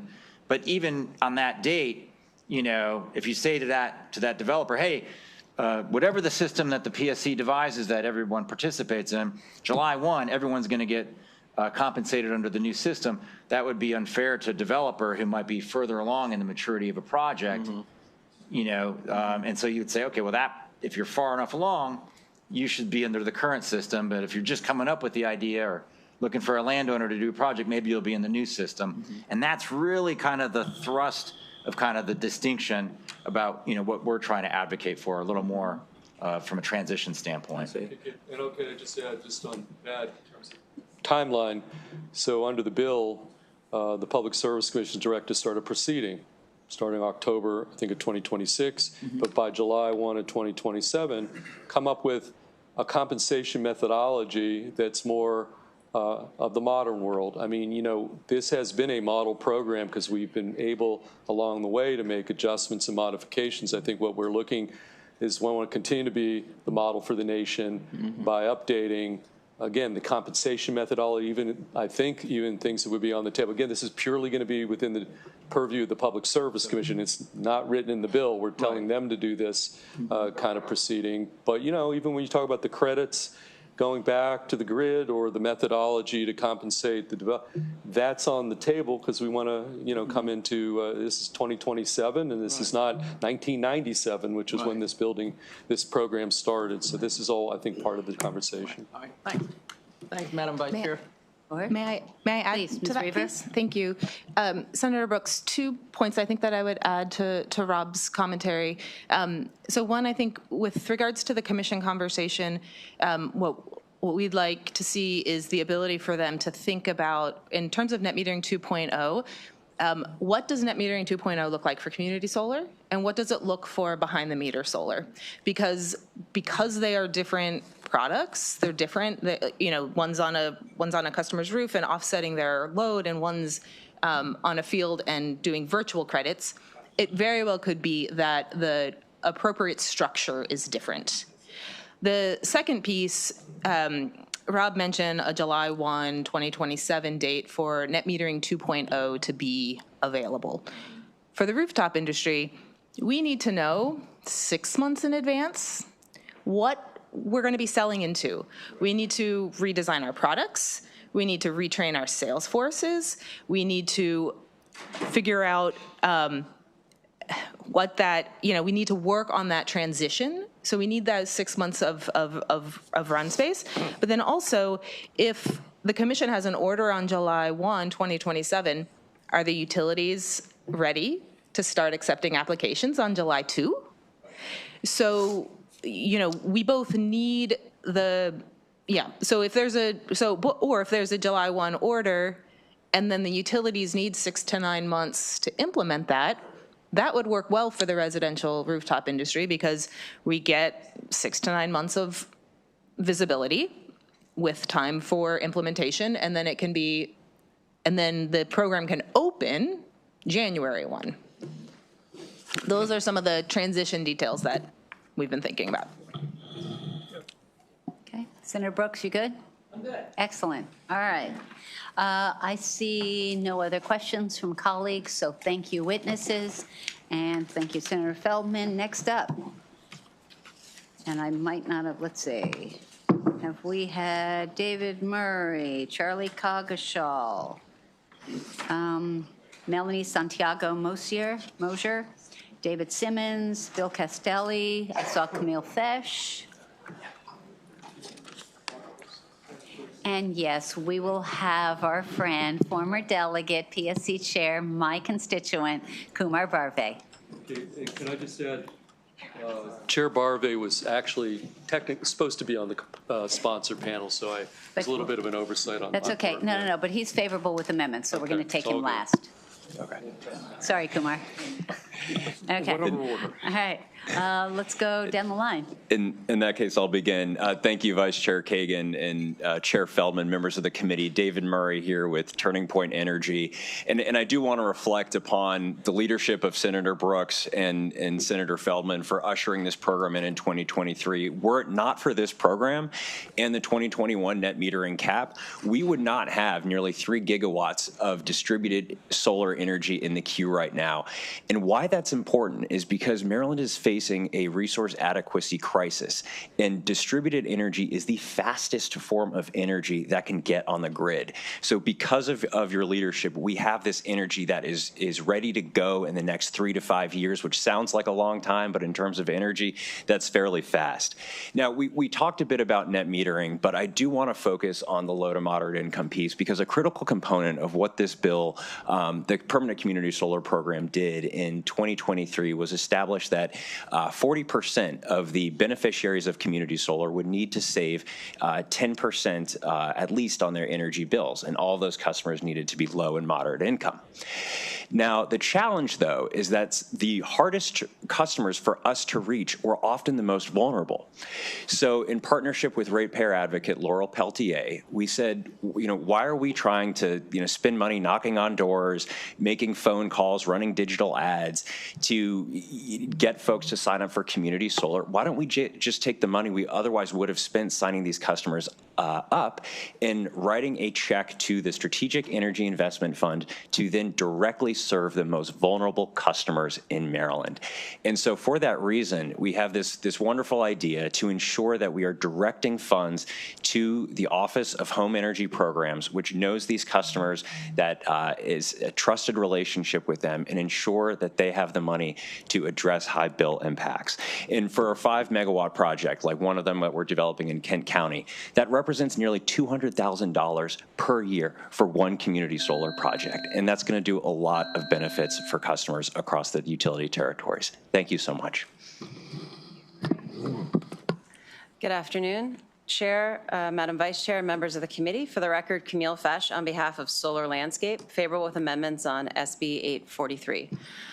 To introduce Solar Landscape, it's a vertically integrated solar developer and national leader in community solar deployment, focusing on commercial and industrial rooftop solar. They currently have a Maryland portfolio consisting of 82 projects, 45 of which are energized and already delivering clean energy to Marylanders. The remaining 37 projects are currently under development.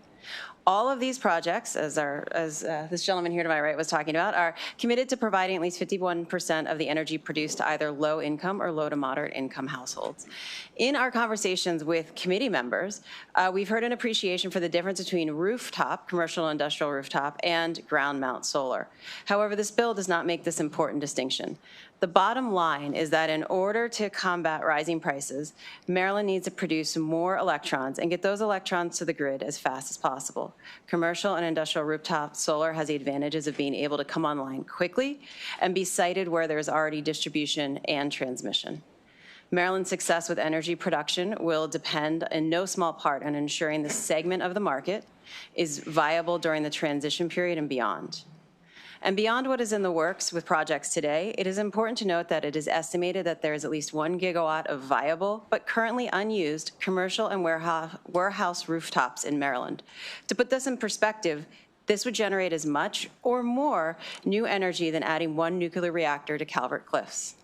Finally, with the significant uncertainty at the federal level, it is imperative that at the state level, Maryland supports commercial and industrial rooftop solar. And I'll turn it over to David Simmons, Vice President, Head of Policy and Markets at Solar Landscape, to delve into the details. Thank you very much. Thank you, everyone. Good to see you all again. So we heard from the previous panel, the residential rooftop folks and the ground mount folks, and I think I'm a middle child myself, so I know that sometimes middle children get lost in the shuffle a little bit, and I think that's often what happens with our segment of the market, the commercial and industrial rooftop solar segment. So we build on roofs, but we build on big roofs, right? So warehouses, self-storage facilities, and the like. And I think it's a shame that this segment gets lost in the shuffle because it's really uniquely beneficial to Maryland and to the ratepayers. These projects, as Camille mentioned, can be built uniquely quickly. And they're also located right next to where load is, right? So all of our projects are in BGE and PEPCO, and where we have the densest population, and we route the electrons from our projects right to properties next door. All this speed and the siting translates directly into ratepayer savings. So the Brattle Group estimated that the 1 gigawatt of potential projects that Camille mentioned could deliver up to $300 million of savings for the Maryland ratepayer over the next 5 years, which is no small thing. And where these projects are really makes a difference, right? The PSC estimated the ratepayer impacts of net metering and showed that estimated the projects in BGE and PEPCO have about 1/5 the impact of the projects in Delmarva and Potomac Edison. The one trade-off of these systems is cost, right? They're just frankly more expensive for us to build, right? All those benefits to the grid and the ratepayer don't come for nothing. And so what we are hoping that this committee will take into consideration is that as we direct the PSC to think about what the future will look like, that we guide them to treat these different segments of the market differently and not paint the whole industry with one broad brush. Thank you very much for your consideration. Thank you, Mr. Simmons. Before we go to our friends at the PSC, I'm just going to give another call out. Bill Castelli, Camille, is he coming? No, I'm playing the role of Bill Castelli, too. Okay, well, you're both signed up. And Charlie Coggeshall, we've already heard. He was on the last panel. Thank you, I thought so. Okay, sorry. Okay, we are going to go then to the Public Service Commission with Melanie Santiago Mosier and Kumar Barve. Okay, thank you very much. As always, it's a pleasure to be before my friends here in EEE, especially my friend, the chair of the committee, and my senator, the vice chair of the committee. So always a pleasure. We are listed favorable with amendments. And what does that mean? It means that the Public Service Commission is prepared to work with the sponsor and the stakeholders to blend these bills together in a manner that makes good sense for the people and the markets here in the state of Maryland. And we, as the Public Service Commission, look forward to doing the work that's envisioned by this bill. We love to do the heavy lifting, what can I say? And if you have any questions, of course, I'm joined by our top advisor, Melanie Santiago-Mosier, on this bill. If you have any questions, I'm sure she is much more capable of answering them than I ever could be. So thank you very much, Madam Vice Chair and Mr. Chairman. Thank you, Mr. Chair. Delegate Barve. Colleagues, are there questions for either the PSC or the other witnesses? And Madam Vice Chair, I have to say that this is identical testimony that I would provide for the other bill as well. Okay. Perfect. All right, I see no questions. You all, thank you for your testimony. Appreciate you. And that means that the hearing on Senate Bill 843 is complete, and we are moving on to the next bill. Also a Feldman bill. Sorry. Mr. Chairman, do you want us to stay She's here? doing the second one now. Okay. Mistake. You are my panel. The panel, Okay. we're going to keep Ms. Santiago-Mosier up there on the sponsor panel, and Justin Biltz Well, actually, and Delegate Barve. yeah. Actually, just for this panel, I think it Just could for be Chair Barve and Melanie, I think. Okay, we'll wait on the bring other others. witnesses up after, okay? Perfect. I think Okay. that's. Thank you, and Mr. we- Chair. This is Senate Bill 966. Correct. Public I'm gonna- Service Commission Net Energy Metering Successor Program. Correct. So this is the bill I referenced earlier. I'm going to be relatively brief here. This is the cross-file Speaker Pena-Melnick's bill dealing with the current net energy metering program. And I will make this point. I know that the speakers put forward a bunch of amendments on the House side, which is being considered today, literally, in the Environment Transportation Committee. But I'll continue again to work with the House and the trade groups to try to bridge the difference between this bill and the bill we just heard. And again, to reiterate, we're getting close to that statutory cap. We need a successor program. We want it to be smooth. All the things I said in the last bill apply with equal force here. So as introduced, Senate Bill 966 is emergency legislation that requires the Public Service Commission to conduct a proceeding to address the development and implementation of a successor program to the state's current net energy metering program. All the stakeholders, utility companies, renewable energy industry experts, consumer advocates, and others will be involved, ultimately with the goal of developing, making recommendations for a successor program. If you look at the fiscal note at page 2, it outlines exactly what the Public Service Commission shall be looking at. Things like incentivizing the further development growth of distributed generation, minimize ratepayer costs in the short and long term, this issue of fair, proper compensation for energy costs, and a lot more. The transition topic that we just discussed in the prior bill. One thing that this bill does that the prior bill, it does not address, this bill does not address the whole LMI, low moderate income topic. The prior bill tries to do that with some additional pathways.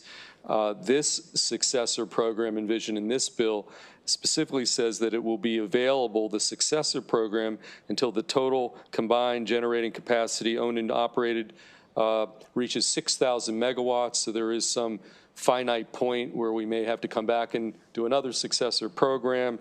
The bill requires the Public Service Commission to submit a report on their proceeding to the governor and to the General Assembly by December 15th of this year, 2026. There are amendments, as I say, in flux over on the other side. A lot of that has to do with the transition period, grandfathering of the current investments, regulatory certainty for investment, retroactive change concerns. All that, I think, are the topic of the Speaker's amendments that are being considered today in the House of Delegates.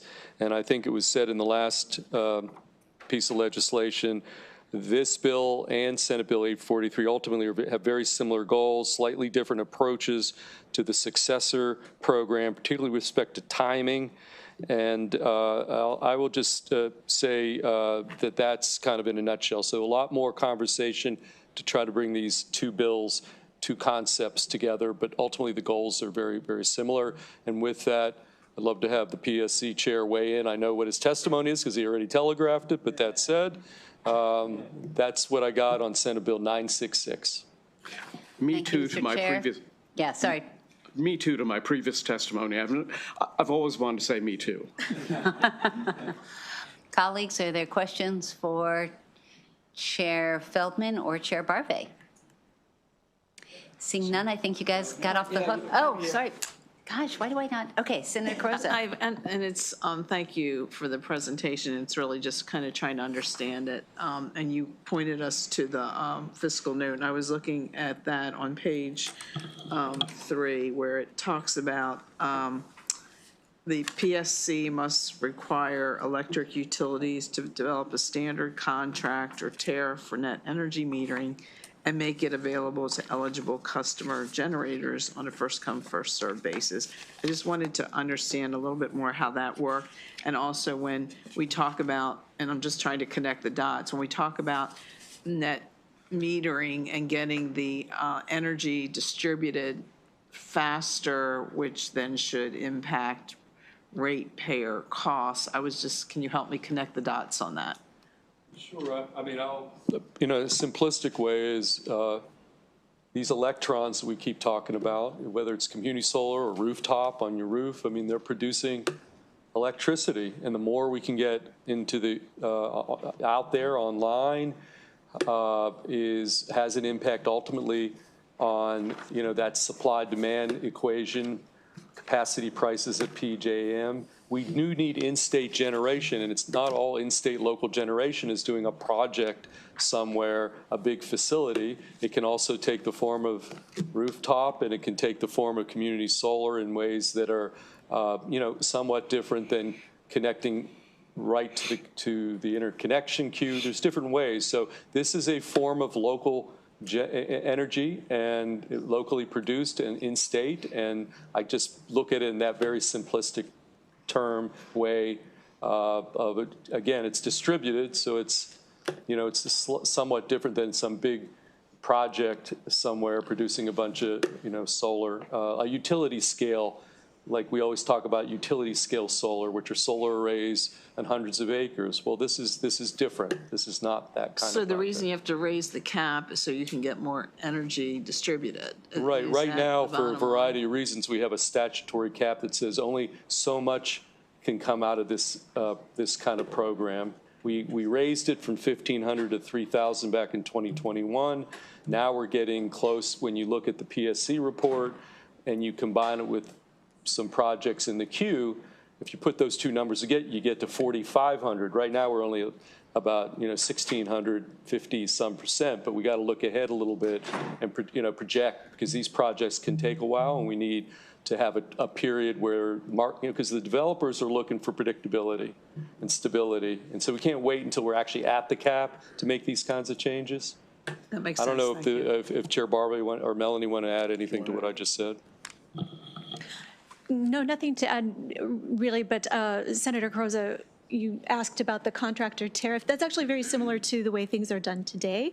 The utilities have a master contract with all of their customers called a tariff, and the rules for net metering are contained in those tariffs. And so we would just be asking the utilities to update their tariffs with the new program rules going forward.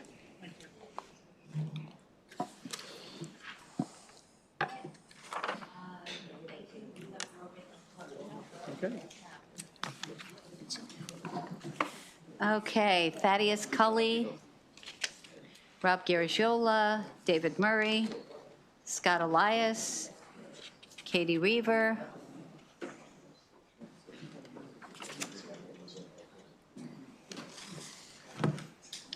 Let's see how we do with seats. Okay, we'll have one more panel after this one. Before we get started, hold on. Okay, let me just make clear to the witnesses, there is no opposition to this bill.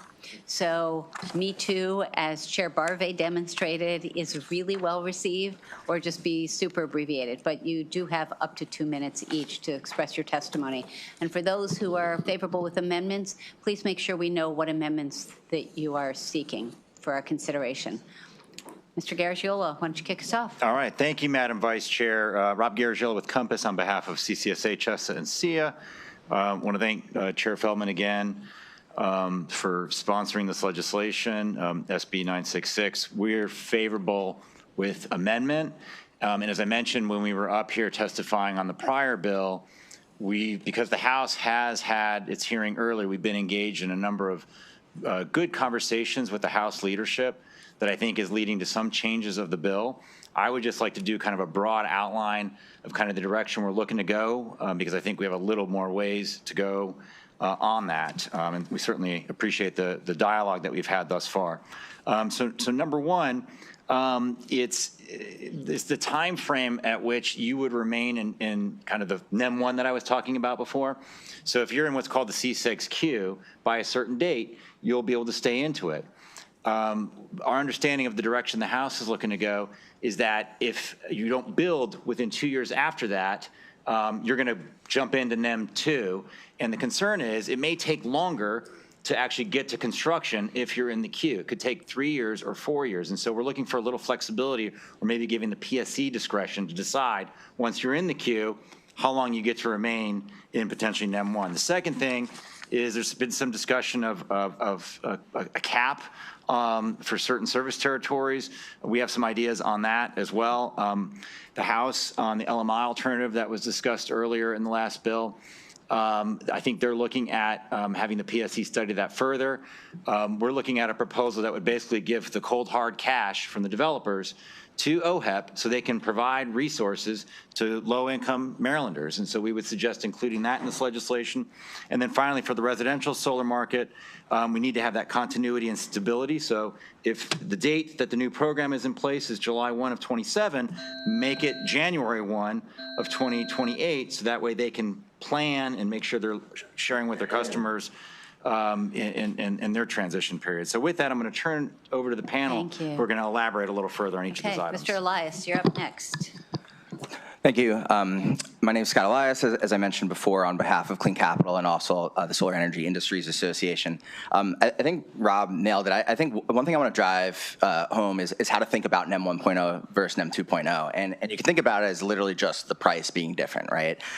So if you imagine you're buying a house, right now, the house that you're building here has a set value set by the state. And instead, what the commission will do is basically have an appraisal and determine, is that the right price, or do we need to adjust it in a certain direction? Now, the issue, though, is when you're buying a house and you take out a mortgage, typically you know what the interest rate is and you know the actual amount of the house. And so what we want to make sure is that we don't have a situation where investors like Clean Capital are investing in projects but don't know the actual value of those projects. And so that's why we are favorable with amendment. The other thing I want to mention is, Senator Brooks, you, importantly, when you made the community solar bill permanent, you actually removed utility caps. And that sent a market signal for developers to go out and be able to buy projects. The concern would be if you reintroduce caps that you might actually retroactively impact the projects that are already under development. And so I think Rob's idea there of saying, you know what, if you're going to introduce a cap, you make that cap 150% of the size of the CSEG queue of the date of enactment. That's a really smart idea because it ensures that no projects are retroactively impacted. You don't want a project that has already spent money on interconnection, that has already spent money on siting, that has already spent money on a number of things to get into development, only to find out that when they're building their project, they're not actually able to participate in the program. That would be the opposite of the signal I think Maryland wants to send. And that's why I think it's so important that you also look at place in service deadlines.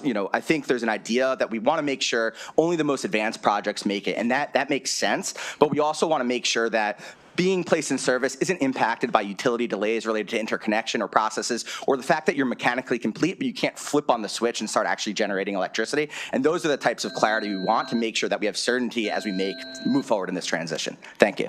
Thank you, Mr. Elias. We appreciate your passion for this. Mr. Murray.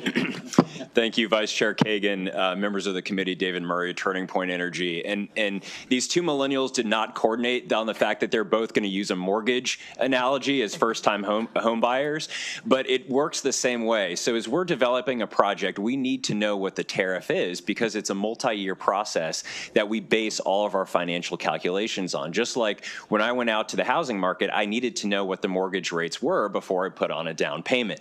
So as my projects are moving through the pipeline, and just for reference, the community solar program passed in 2023. Our projects, which we started developing that year, are not going to complete construction until 2027, to give you a sense of the length of time. And so in order to invest in the utility infrastructure, sometimes these costs are in the seven figures. It's very, very significant cost commitments that we're making. And so we want to ensure that if we have committed to those costs, we can still retain the existing net metering tariff in order to ensure that those projects come online. And so the amendment that we're looking to make is to ensure that if you hit certain milestones, you can ensure that your project still retains the NEM 1.0 structure. And so as Scott mentioned, ensuring that there is a moderate utility cap such that projects that began development can still see through. And then furthermore, ensure that if we are doing everything in our power to complete construction, we are not penalized for delays by other parties, such as a permitting delay or the utility isn't able to complete the interconnection infrastructure in time. Thank you so much. Thank you, Madam Vice Chair. Katie Reaver, Maryland Rooftop Solar Coalition. Again, many of the behind-the-meter concerns, so we are favorable with amendments on this bill. Many of the rooftop behind-the-meter concerns have already been discussed both by this panel or by Rob at the beginning and on the last panel. I would just raise two additional ones.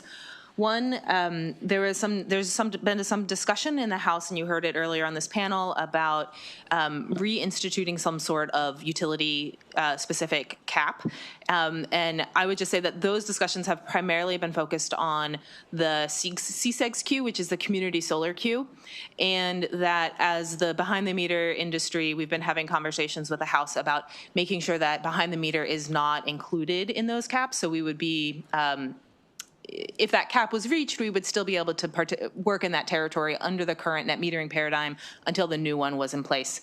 The other piece that I would say is, as we think about the transition and what's the movement from net metering, when you're in net metering 1.0 versus 2.0, with behind the meter and particularly the residential segment, the first thing we do is we talk to the customer. We sign a contract with them.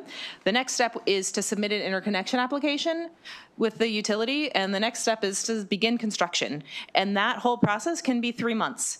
So what we would like to ask is in the run-up to net metering 2.0, that it's the interconnection application submitted is the deadline for cutting off access to net metering 1.0. For the rooftop industry. And, you know, we've been talking about either behind the meter up to 1 megawatt or 2 megawatt, some sort of cutoff around there. Thank you.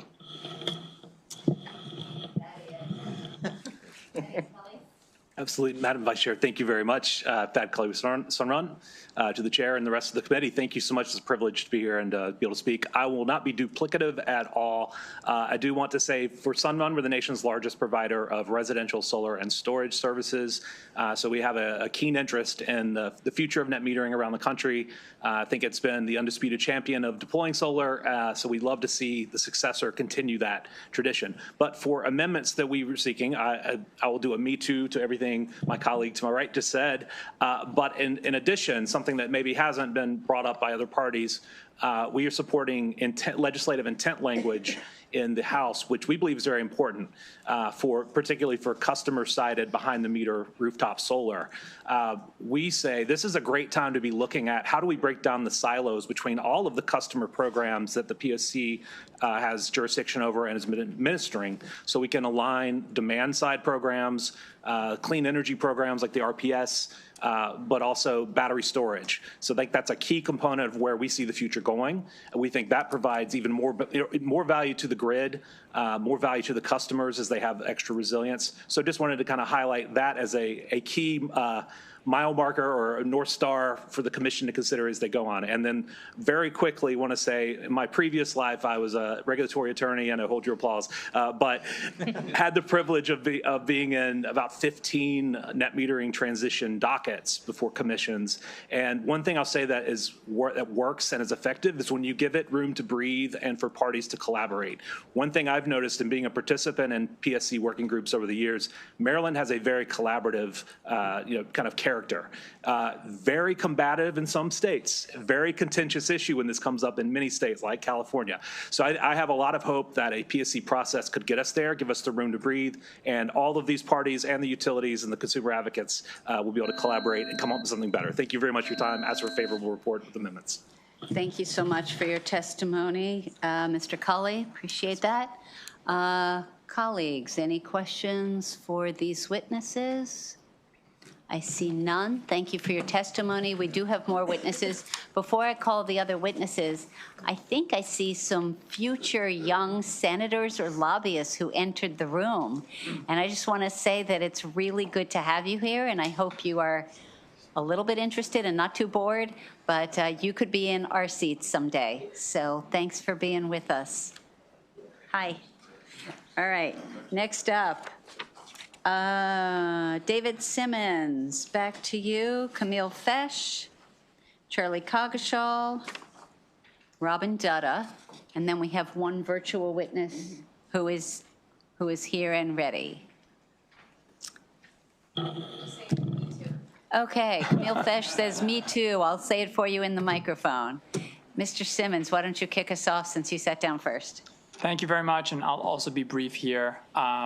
I just want to reiterate what I said before, which is that, as we're thinking through the guidance we give to the PSC going forward and, how we set the new normal for NEM 2, that we continue to think about the commercial industrial rooftop solar segment of the market, in whatever rules we move to in the new world, and the different benefits and cost structures of that segment relative to the ground-mounted segment. And I'll also just say, more broadly speaking, this will probably be my last time testifying this session, so I just want to say thank you very much to all of you for your engagement and for listening to me come up and say this message repeatedly about this segment of the market. So thank you very much.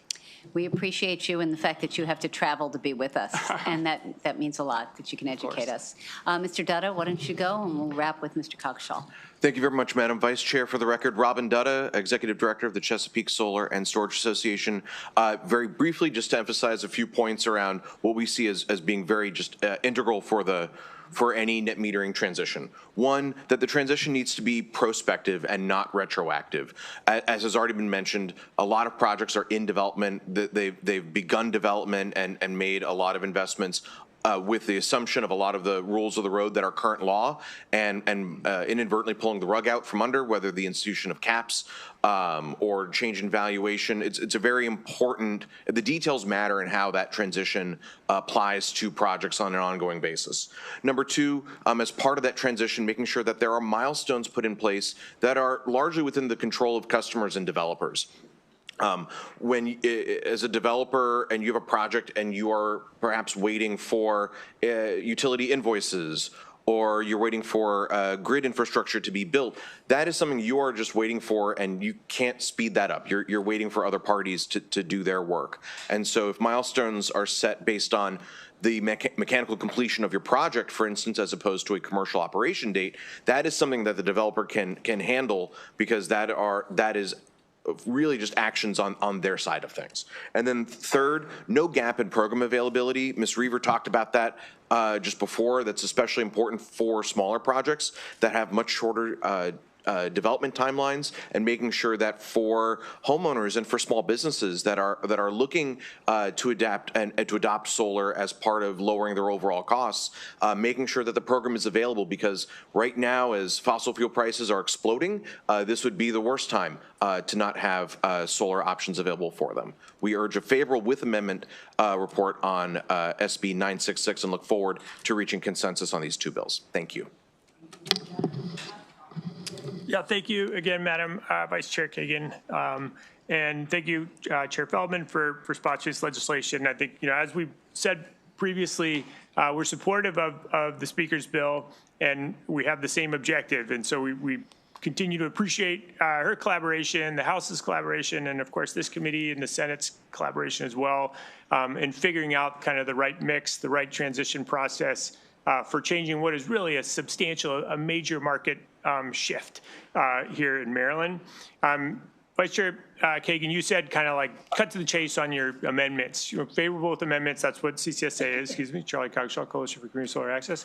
Ours, similar to what Mr. Garagiola has mentioned, really focus primarily on the kind of grandfathering. And, we haven't seen the reprint of the Speaker bill, so there's still some uncertainty of exactly what we are working with and what needs to be addressed. But our sense is that there are some technical errors in there, just based on the kind of little glimpse that we have had of the bill and the updates that are coming to it, but also that there does appear to be utility caps that are getting infused into it, which maybe can work, but it does change the rules of the game, and that potentially undermines investments that have occurred based on different rules of the game, and even to the extent that to the prior comment from the PSC, essentially contracts have been kind of issued, allowing for community solar projects to move forward with the next stages of development, and that's getting into the kind of CSEG's queue.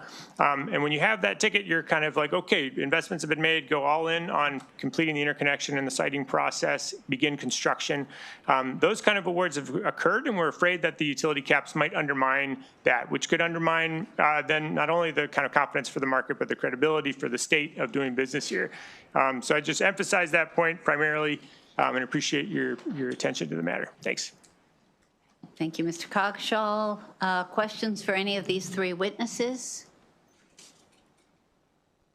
Seeing none, you all can leave if you want, unless you want to stay here. Justin Biltz, thank you for being with us virtually.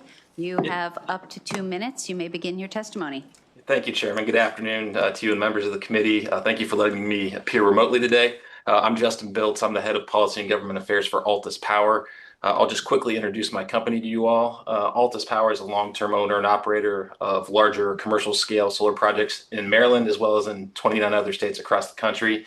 We're proud to serve our customers in Maryland with locally generated solar power. We have about 8 operating projects in the state totaling 30 megawatts of power. We have another 8 projects that are in active construction and a development pipeline of other projects we hope to bring online in the near future. We are definitely committed to Maryland's energy future, and we're proud to be long-term partners with the state. As mentioned, I am testifying today favorable with amendments. I know you've already heard from several other witnesses on this topic, so I will be brief. But I did just want to quickly reiterate the importance of the amendment that's being discussed on the bill that seeks to grandfather existing operating projects and mature development projects under the original net metering program. I thought the prior panels did a very nice job on this topic. We just believe it's absolutely critical to protect our existing investments and ensure that there's regulatory stability in the state. The assets that we invest in are long-term capital-intensive investments where we structure financing and seek to recoup those investments over the useful life of the project. So any change to the framework in a retroactive nature would be very harmful and could impact future investments that we would seek to make in the state. So again, thank you for the discussion on that amendment. We do appreciate it, and we look forward to working on the successor program with you all as well. So thank you. Thank you, Mr. Biltz. Are there questions for Mr. Biltz? Seeing none, we thank you for your testimony. Thank you, Mr. Chair. That completes the hearing on Senate Bill 966. Back to the chair. Thank you. Okay. We are going to go next to Senator Bailey on Senate Bill 135. I do want to, as he's leaving, Chair Barve, thank you very much for your input. Appreciate it. The kids are testifying. Okay. We're going to go to Senator Bailey on, again, Senate Bill 135. We've got Tom Cole, Stephen Godfrey, and we have a young witness who I believe is related to Mr. Cole, from what I think. He's the expert in this, I can tell. Correct. Okay, Senator Bailey, why don't you, this has to do with state sharks, and you have the floor on Senate Bill 135. Thank you very much, Mr. Chair, distinguished members of this committee. Senator Jack Bailey, representing District 29, St. Mary's and Calvert County. Senate Bill 135 would designate the megalodon as the state shark. As the senator from District 29, I am proud to represent the Calvert Marine Museum, which has been designated as the Maryland State Paleontological butchered that, Collection and Research Center, who has requested this legislation. Beyond bringing the bill forward in support of the outstanding work that the museum does to preserve our state's natural history, I also want to take a moment and say how thankful I am for the support and attention this bill has received, particularly from the students all over the state, and just say how great it is to see the next generation of Marylanders learn about their state government and legislature through a bill like this. If you look in your bill file, you will find dozens of letters from students in Prince George's County sharing with you why they believe we should make the megalodon our state shark. I never thought I would be in popular science, right? I actually got there by sponsoring a bill. In a moment, you will hear from Dr. Stephen Godfrey. He is the curator at the Calvert Marine Museum to share with you more about why the megalodon deserves this recognition. I have some very important witnesses up here that you're going to hear from, and I respectfully request a favorable report on Senate Bill 135. I thank you all for your consideration. Okay. Senator Bailey, who would you like to go next? Your slide over this way. There you go.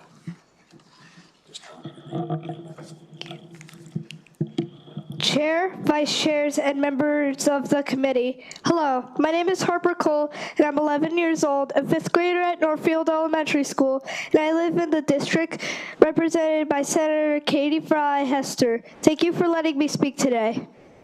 I'm here to support SB 135, which would designate the megalodon as Maryland's official state shark.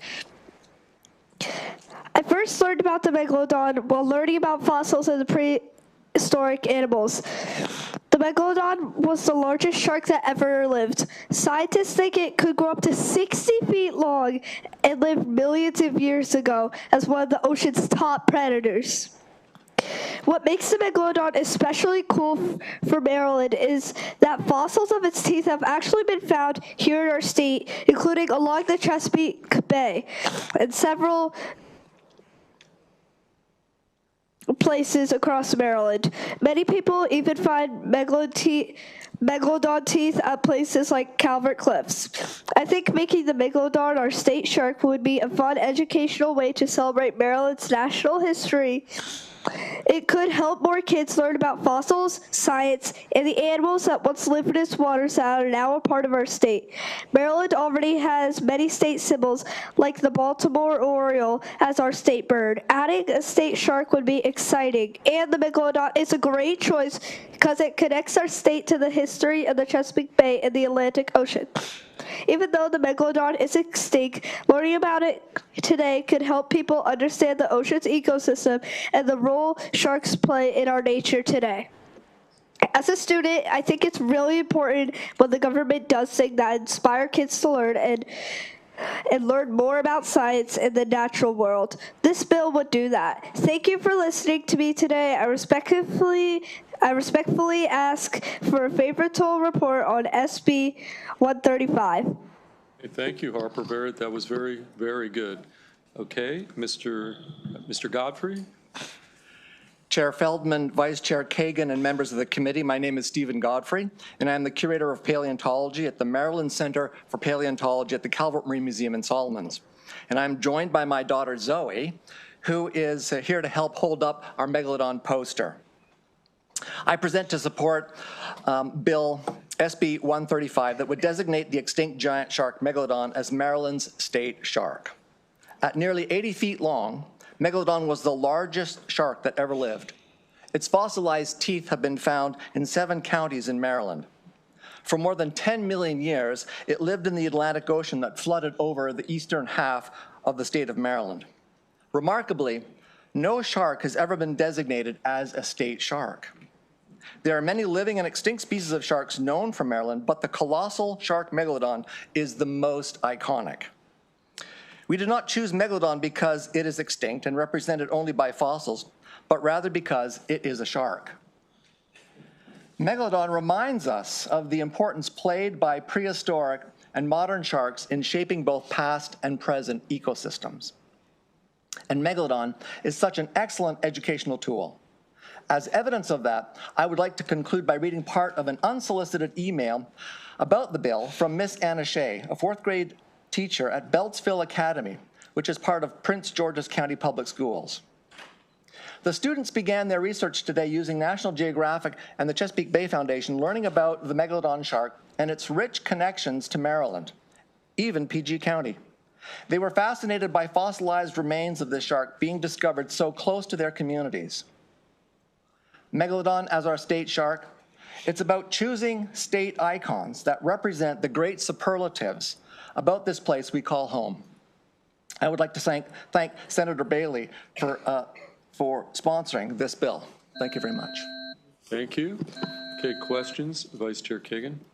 Thank you, Mr. Chair. I have a question only for either Zoe or Harper, because Zoe, I really want you to talk and not just hold up the poster. So when the megalodon was around, did it attack people? Like if there was someone swimming in the ocean, would they be attacked? Would they be killed? Or were they friendly? And if you don't know the answer, maybe Harper can help. So humans... Uh-oh, did you touch the button? Okay, don't touch the button. Okay. Sorry. You're good, you're perfect. Thank you. So humans were afraid of the waters because of this creature, so I do not know for sure. So they didn't have them as pets or anything, right? I'm sorry? They didn't have these megalodon sharks as pets. They weren't like being nice to them. Okay. No. Just checking. Yes. So it's thought that Megalodon became extinct about 3 million years ago.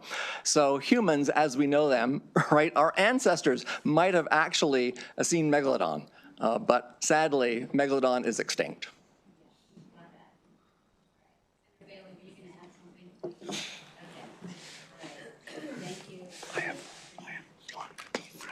Any additional questions for Senator Bailey or his panel? Seeing none, that concludes bill hearing on Senate Bill 135. Is Senator Sidnor here, or who's here? Mr. Chair. Yes, Senator Bailey. We do have some shark's teeth, so that the members actually wanted to, okay. Yeah. All right. Sounds good. So if I might just comment on these shark teeth, these are genuine Megalodon teeth. And they come from our duplicates collection, which means that they're not pristine, but all of them are genuine, and they preserve the finely serrated cutting edge of this colossal shark. And the reason why I thought it would be nice for you to have them is that you can, in turn, gift them to a relative, a child, someone that you know, to inspire them in the natural sciences, something that came to me when I was much younger as well. So there's a tooth for each one of you. Thank you very much. Thank you. Thank you, guys. Okay, we appreciate your testimony. That's going to conclude the bill hearing on Senate Bill 135. Yeah, we're just waiting on another senator to show up here.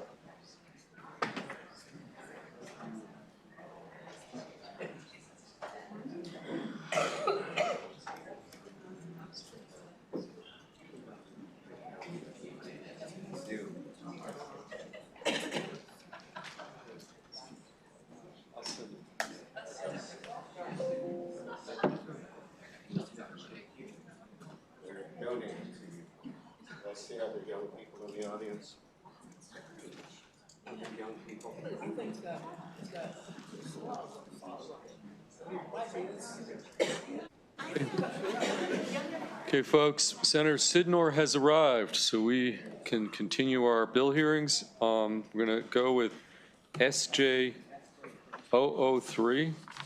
Senator Sidnor, I'm going to call up your sponsor panel. Sure. Is Trish Floyd here? David Facunle, Amy Millen, Dr. Charles Chavez, Michelle Coles here, Nancy Goldring. I don't know how many seats we have up there. We might have more witnesses than seats, but if I called your name and you heard it, just come up, sit down, and see. We're short a seat or two.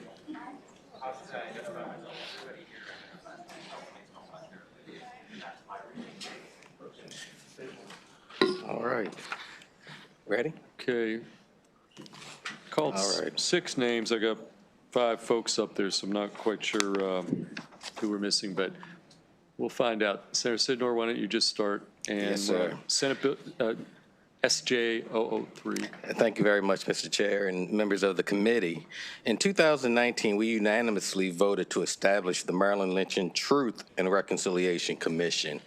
And in 2023, we unanimously voted to support legislation that I introduced extending the commission's termination date from June 30th, 2026, and its deadline to submit its final report to December 1st, 2025.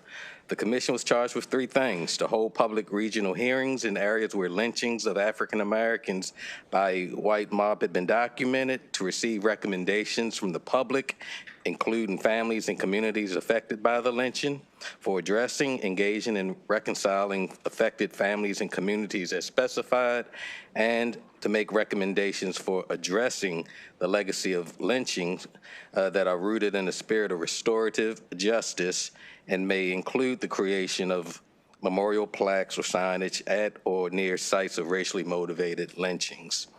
This commission delivered its final report last December and identified 38 victims of racial terror lynchings, which were defined as the unlawful killing of an African American by white mob violence, often with the apparent complicity of state and local officials intended to incite racial terror and subservience to white supremacy. This was across the state of Maryland. The earliest victim the commission identified was David Thomas, who was lynched in 1854 at the age of 34 in Caroline County. The most recent was George Armwood at age 22 of Somerset County in 1933. According to the commission's report, at least 38 black Marylanders were terrorized, brutalized, and murdered by white mobs during this 80-year period. I had the opportunity to personally visit the site in Allegheny County where 18-year-old Robert Hughes, AKA William Burns, was accused of shooting Officer August Baker and lynched 3 days later by beating and repeated shooting on October 6, 1907. I also visited the site in Baltimore County where 15-year-old Howard Cooper was accused of rape and lynched by hanging on July 13, 1885. In both of these lynchings, the teens were abducted by lynch mobs from local jails and murdered. Howard Cooper's lynchings took place as his lawyers attempted to take his case to the Supreme Court, with white residents fearing the prospect of a ruling in his favor. At around 11 p.m. on July 12, 1884, a mob masked white men broke into the jail using a flagpole, overpowering the local sheriff and watchman. The mob dragged Cooper out of his cell with a rope around his neck and hung him on the nearest tree outside the jail. A local Baltimore Sun reporter on the scene described as many as 40 men pulling the rope. In the lynching of Robert Hughes, the county sheriff deliberately declined to place additional guards at the jail, leaving one deputy sheriff to defend against a mob of masked men on the evening of October 5th, 1907. By midnight, the mob had grown to several hundred and demanded that the deputy sheriff turn over his keys. Some reports claimed he refused, leading the mob to hold him at gunpoint, strip him, and seize the keys. Other reports claimed his wife arrived at the scene and convinced him to turn them over. As the mob stormed the jail, a local attorney attempted to find additional officers to urge them to respond. later describing that they moved in a rather leisurely fashion and, of course, arrived too late. Robert Hughes had already been dragged into the street, shot repeatedly, and mutilated. These two incidents reflect a broader pattern of deliberate failure of our state to protect the Black community from lynch mobs. The report's findings noted the following themes of these extrajudicial killings: accusations without due process. In other words, lynching victims were often accused of crimes not convicted. The allegations frequently involved an assault of a white woman, which triggered mob violence without any investigation, evidence, or legal process. Or you had mob violence that was enabled by law enforcement. We had high rates of free Black residents and land ownership was another connection. Segregation and political suppression, post-emancipation. You also had a connection of geographic and jurisdictional isolation, as well as the erasure of public memory. The structures that enabled racial terror lynchings transformed into the structures that find today's Black Marylanders facing more traffic stops, more incarceration, more maternal mortality, and more land loss than their white counterparts. As Commissioners David Fakunle and Charles Chavis wrote in their introduction to the report, and I quote, lynching was never solely about individuals killed. It was the system of terror designed to subjugate an entire community and enforce a racial hierarchy. The report expands to this point, stating that Maryland's history of racial terror lynchings cannot be fully understood without grappling with the structures that made them possible. The patterns across counties, law enforcement complicity, economic resentment, political suppression, and the media normalization revealed that lynchings was never an isolated act of rage. It was a systemic tool of racial control, aided by public institutions and cultural gatekeepers. In acknowledgement of this reality, the Commission specifically recommended that we enact legislation and support remedies in 9 key categories. Senate Joint Resolution 3 seeks to enact one of those recommendations of the Commission's Reconciliation Committee, and that is the apology and acknowledgement of responsibility. The Commission and I acknowledge, and I quote, there is no single act or policy that can undo this history, but by confronting it with honesty and committing to meaningful repair, we have an opportunity to lead. The Commission was clear that this and its other 3 recommendations were offered to, or their other recommendations were offered to restore what was taken, to remember what was lost, and to move together toward healing. It is this healing which requires an honest reckoning with the past, acknowledging and apologizing as a body for the role the state played is a small but necessary step. Not sufficient by any means, but necessary. And before I close, I believe there was one letter of opposition, and that letter of opposition was put forth because it essentially said, we have nothing to do today with what happened in the past. And I outrightly reject that, because it is because of the past that we are here where we are today. So for these reasons, I ask for a favorable report on Senate Joint Resolution 3 and turn it over to my panel, who are some of our commissioners for the task force, for the commission. Let's just go down the table. Sir, why don't you start, and we'll just take each witness. Sure will. So greetings to the committee. Thank you for your time. I am Dr. David Fakunle II. I'm an assistant professor at Morgan State University, but I speak to you in my capacity as chair of the Maryland Lynchon Truth and Reconciliation Commission. I got introduced to the story of racial terror lynchings when I was a child, thanks to the National Great Blacks and Whites Museum, which was never ashamed to tell the truth about what has happened to people of the African diaspora in this country and in this world. I didn't think that 20 years later I would be leading the first commission of its kind in the United States. To any of you on the committee right now, how many of you were here in 2019? Say it loud, say it proud. Okay, one. Anybody else? 2019. Okay, so thank you. How many were alive? No, how many were in your positions in the Maryland General Assembly in 2019? Yeah.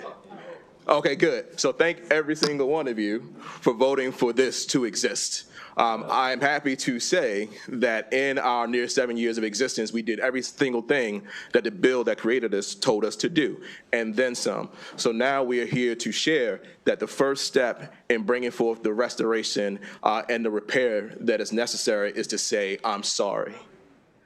If someone has harmed you, you ask for an apology. It does not mean that is all you do, but that is where you start.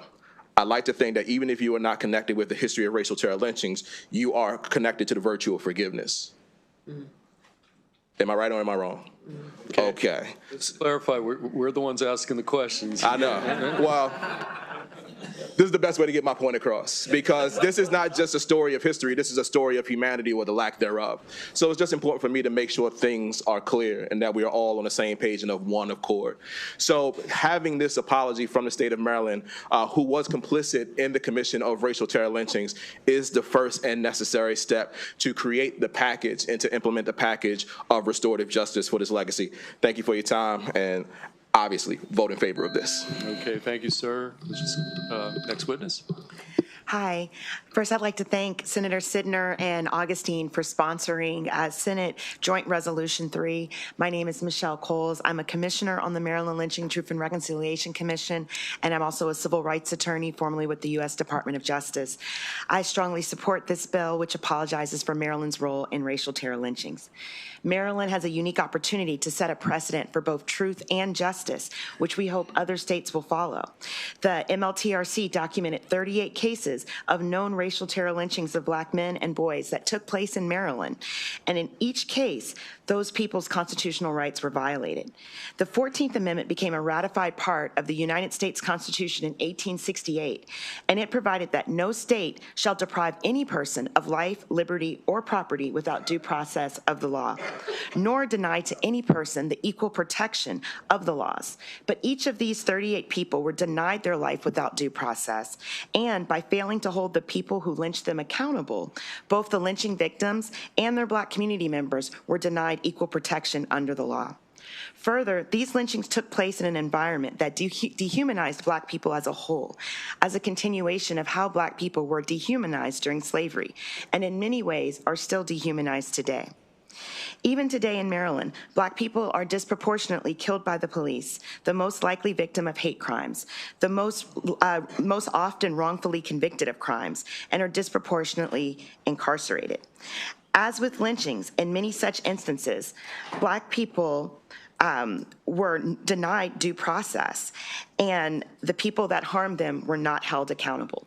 And also, frequently, state complicity is also at play. This apology is an important first step, and we hope not the last, in shaping a more just and equitable future by having Maryland atone for its past and recognize how the legacy of racial terror lynching continues to impact us today. Okay, thank you.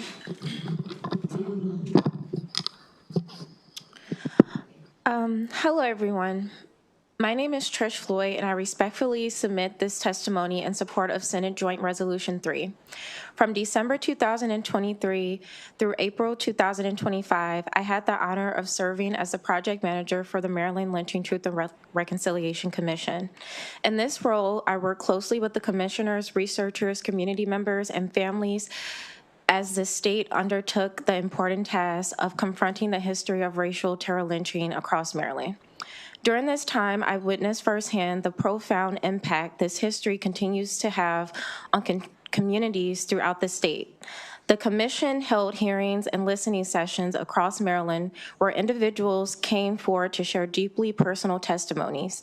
These testimonies came from many perspectives, including descendants of victims, as well as the descendants of those connected to the perpetrators. Families of victims repeatedly shared that there was no formal apology from the state of Maryland has ever been given to them or to their ancestors. For many, this absence of acknowledgement has prolonged generational pain and left families feeling that their loved ones' suffering was never formally recognized by institutions responsible for protecting their lives. The Commission's work made clear that acknowledgement matters. A formal apology from the state is not simply symbolic. It is a meaningful step towards recognizing historical truth, honoring the victims, and affirming the dignity of families who have carried these stories for generations. This joint resolution represents an important moment by Maryland by acknowledging the state's responsibility and issuing a formal apology, which I fully support. Thank you. Okay, thank you. Thank you, senators and members of the committee, for providing this opportunity to testify in support of the passage of SB 3 to issue an apology and to acknowledge the state's complicity and negligence in allowing the perpetration of acts of racial terror, lynching, and for committing to taking reparative actions as recommended by the Maryland Lynching Truth and Reconciliation Commission. I am Amy Millen. In addition to serving as a commissioner, I am president of the Maryland Lynching Memorial Project. We must begin by defining community. Community is people, our stories, and it's about being heard. Community is about our connections to each other. It's about our past and how those pasts inform our present and how together they speak to our future. It is our history. Community is also about our health and our vitality. It is for this reason that the public hearings were held in the communities where the 38 known murders occurred, 2 of whom were just children, 13 and 15. No one has been held accountable for their deaths. Their families and communities have yet to receive an apology. The vigilantism made a mockery of the legal system, destroyed communities, and harmed generations.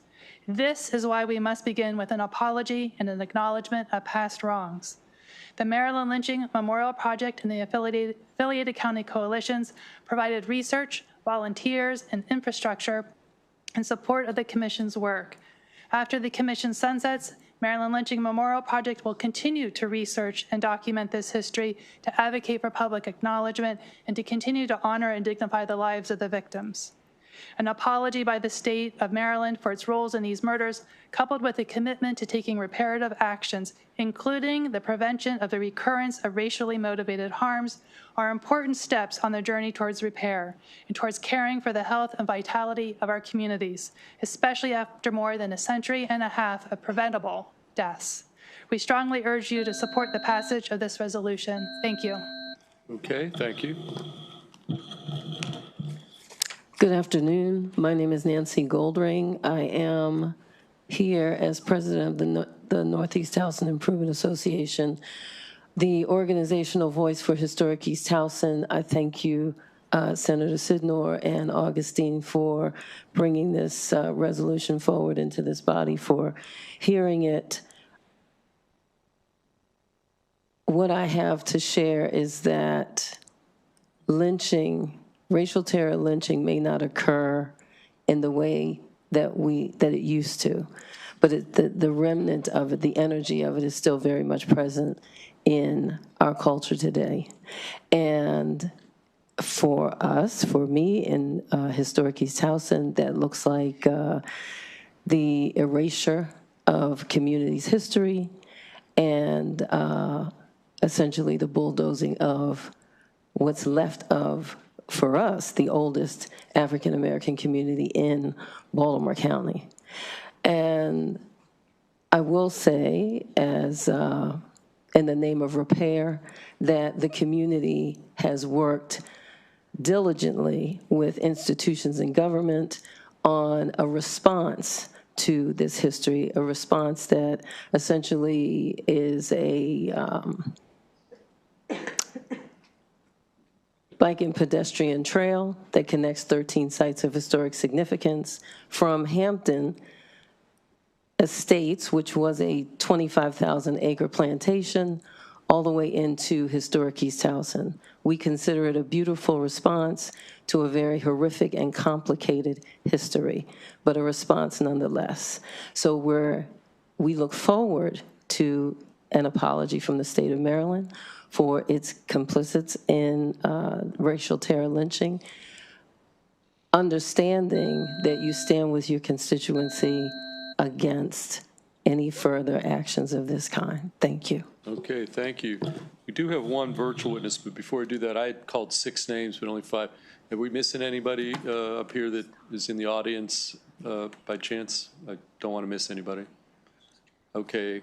Mr. Chair. Yeah.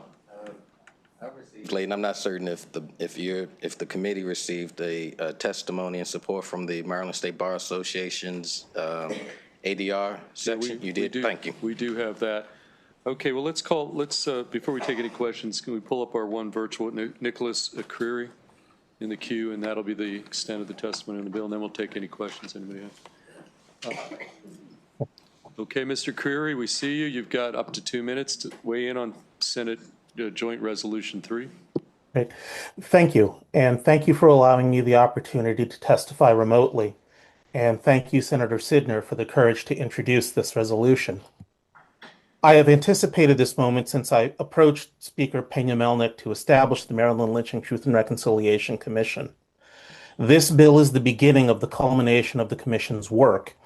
It is the first of 84 recommendations for reparations for racial terror developed from 6 years of research, including 14 public hearings. It is a first step to provide some accountability for the state's simultaneous complicity in perpetrating and dereliction of duty in allowing these crimes to occur. We will never achieve justice for the men and boys who were murdered, or for their families, or for their communities that were terrorized and traumatized. And so our recommendations are designed to hold the state, counties, and local communities accountable for their actions.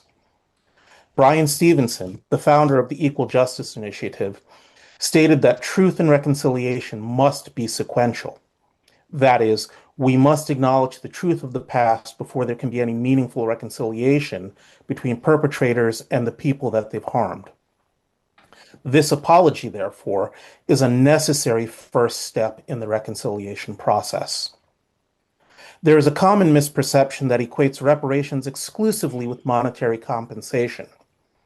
Reparations, lehowever, encompass far more, including symbolic measures such as this apology. The General Assembly failed to pass anti-lynching legislation in 1898 following the lynching of William Andrews, and again in 1933 following the murder of George Armwood. Including Armwood, the General Assembly's failure in 1898 contributed to the deaths of 10 victims of racial terror lynching. You now have the opportunity to do the right thing and acknowledge the state's responsibility.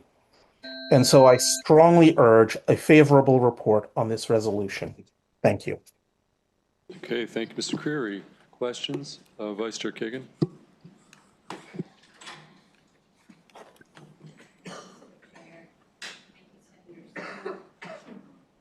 We're having problems. We good? Okay. Okay, I think I'm live now. Thank you, Senator Sidner, and thank you all for your testimony and your service. One of the things they say is to, and I don't know if it's the Jewish religion or broader, when they say that to most honor people and to remember people, we have to say their names. And so, Professor Ficunle, as you all continue your service on the Reparations Committee or on the Commission, I just want to say that Montgomery History, which is a wonderful county-wide nonprofit organization that has excellent work, they have a page on the lynchings that happened in Montgomery County, and there was, a couple years ago, a reburial of some of the remains of those who were lynched, who were murdered. And so I just want to say the names here. They were murdered in Rockville, in my district, in Rockville Town Center, what is now Rockville Town Center. So I want to say the names of Mr. George Peck, Mr. John Diggs Dorsey, both of them were murdered in 1880, and then Mr. Sidney Randolph, who was murdered in 1896, also in Rockville. Thank you for your work. Okay, Senator Brooks. Thank you, Chair.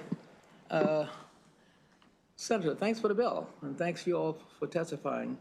As you know, joint resolutions don't carry the power of law, but they can be used, oftentimes for amendments, like to the Constitution and whatnot. So is there an idea to push that further? This is just for acknowledgements.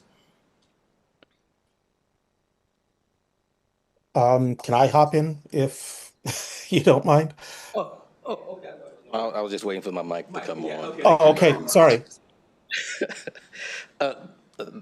The report, which is two bound copies, have, was it about 38? It's 84 recommendations. This is the first. With the report coming out in December, Delegate Jennifer Holliday had reached, Jennifer White Holland had reached out to me. And just given the time frame, we didn't have enough time to dig into anything else. The apology was the clearest, and really the initial step that you want to take before I think we get into many of the other recommendations. Okay. And I guess this one would be for Dr. Buckley. You were talking about an apology. And oftentimes I've heard an apology is for an insult. A restitution is for injury. So how would you comment on that? Well, once it starts on, I'll tell you. Oh, all right, now it's on, so I'm going to tell you. So we could spend all afternoon, and I'm not going to do that because it's snowing and I get kicked back to Baltimore. We can certainly look at racial terror lynchings as an insult to humanity. Mm-hmm. We can certainly look at the killing of a legally innocent person as an insult to the law. So for many reasons, there needs to be an apology.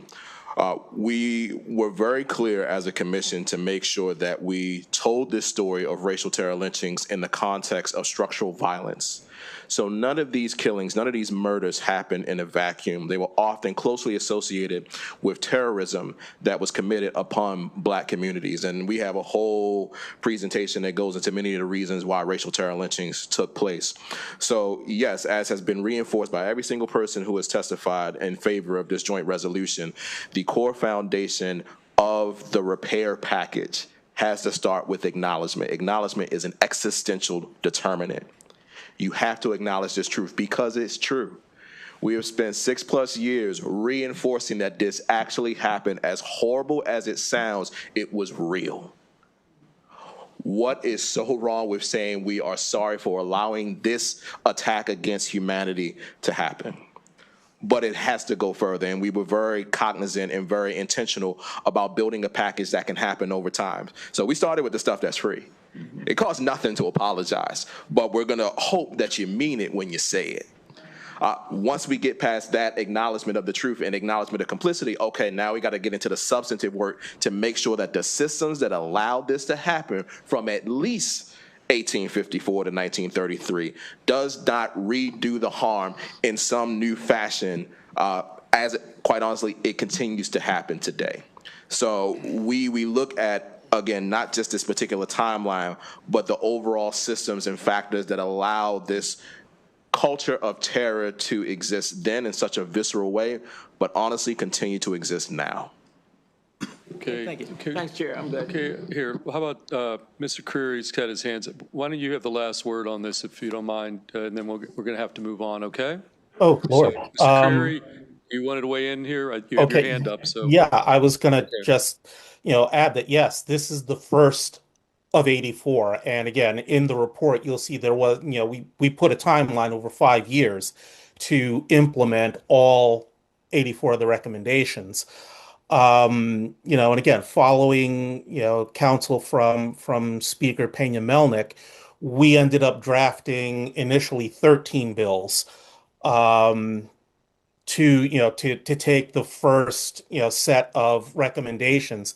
And again, with one exception, like the apology, will contain no fiscal notes. It will cost the state nothing to implement these. The one exception, of course, being the one calling for monetary compensation for descendants of the victims of racial terror lynching. And I mean, that got an awful lot of press when the final report was first released. But this is as I said, this is the beginning of the culmination of our work. We've got a lot more, and again, most of the recommendations that we made are in the sphere of criminal justice reform, given the failure of the legal system to protect the rights of African Americans and their communities and their families in these instances. Most of that repair needs to happen in the criminal justice system. And so that's where all of this, the apology is the first of a number of pieces in a comprehensive package that we put together in that report. Okay, well, thank you very much, Mr. Creary, and actually I want to thank the entire panel and Senator Sidnor for the bill and for your testimony. Okay, with that, this is going to conclude the bill here on SG3. And we're going to have to move on to some other bills here. So thank you again for your testimony. Next up, I think, Senator Jackson, you've been sitting there and you've been listening to the testimony. You've got Senate Bill 35.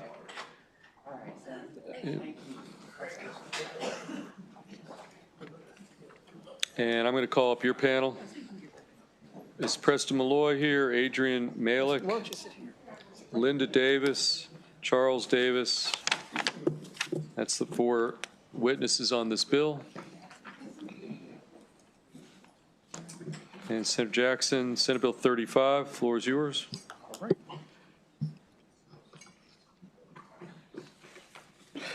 right. Good afternoon, Chair Feldman, Vice Chair Kagan, and members of the EEE Committee.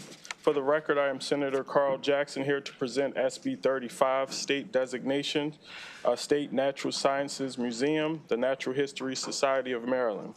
This bill quite simply designates the Natural History Society of Maryland, or NHSM, as the State Natural Sciences Museum. I have a panel here from the NHSM to tell you in depth why they are deserving of this honor. But I wanted to take a moment to tell you how important this organization and museum is to Maryland.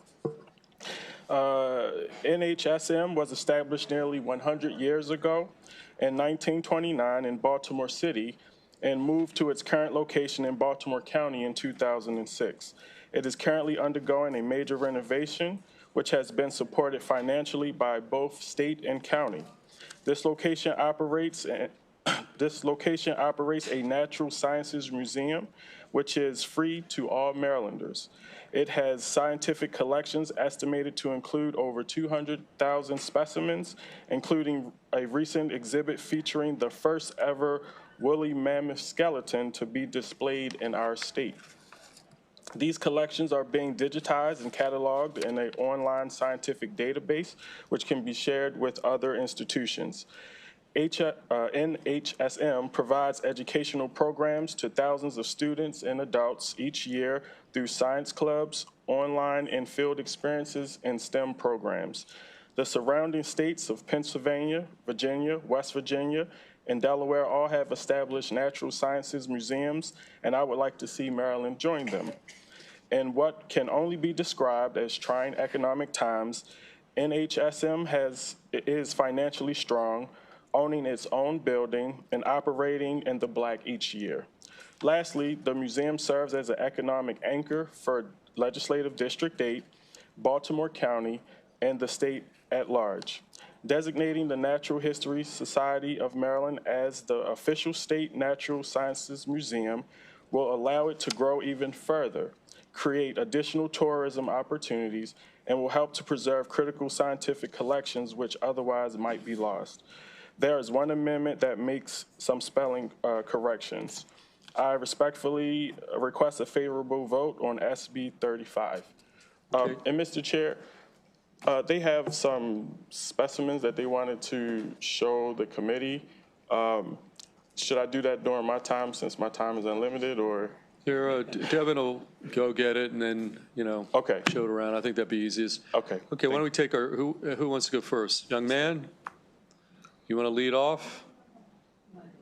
You want to go last? Okay, let's. I'll start. Okay, somebody. I'm Linda Davis, speaking in support of the Natural History Society of Maryland becoming the state's Natural Science Museum by Senate Bill 35.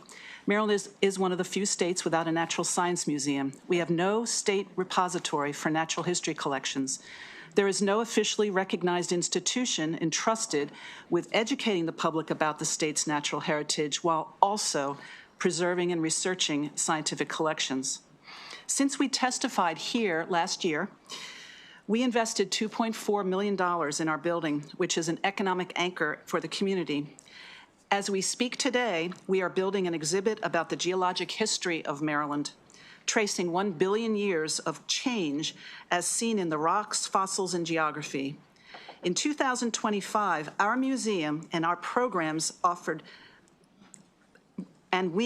programs in 19 Maryland counties. Today, we play a vital role in Maryland's natural science education and collections conservation. Without state designation, our role has limits. The Maryland DNR and institutes of higher education look to us to accept and conserve their collections.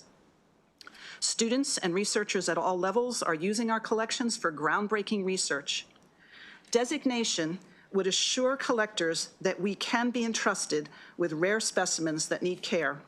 Please support Senate Bill 35. Thank you, Ms. Davis. Who's next, sir? Okay, get the mic. You got to put that mic right in front of you. My name is Charles Davis. I'm a volunteer with the Natural History Society. I volunteered for 40 years so far. The Society is 97 years old this year. We've been around and we've been doing natural history, collections, and education since 1929.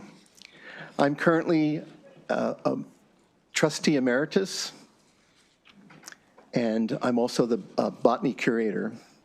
But I'm here today to speak specifically about the parts of the museum that you don't see. You know, when you visit a museum, you see the outer museum.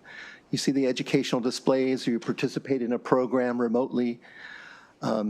But the core on which the museum is built is the inner museum. And the inner museum are the collections, and the collections care and the research that takes place behind the scenes. This research can be involved with many, many different aspects of Maryland natural history.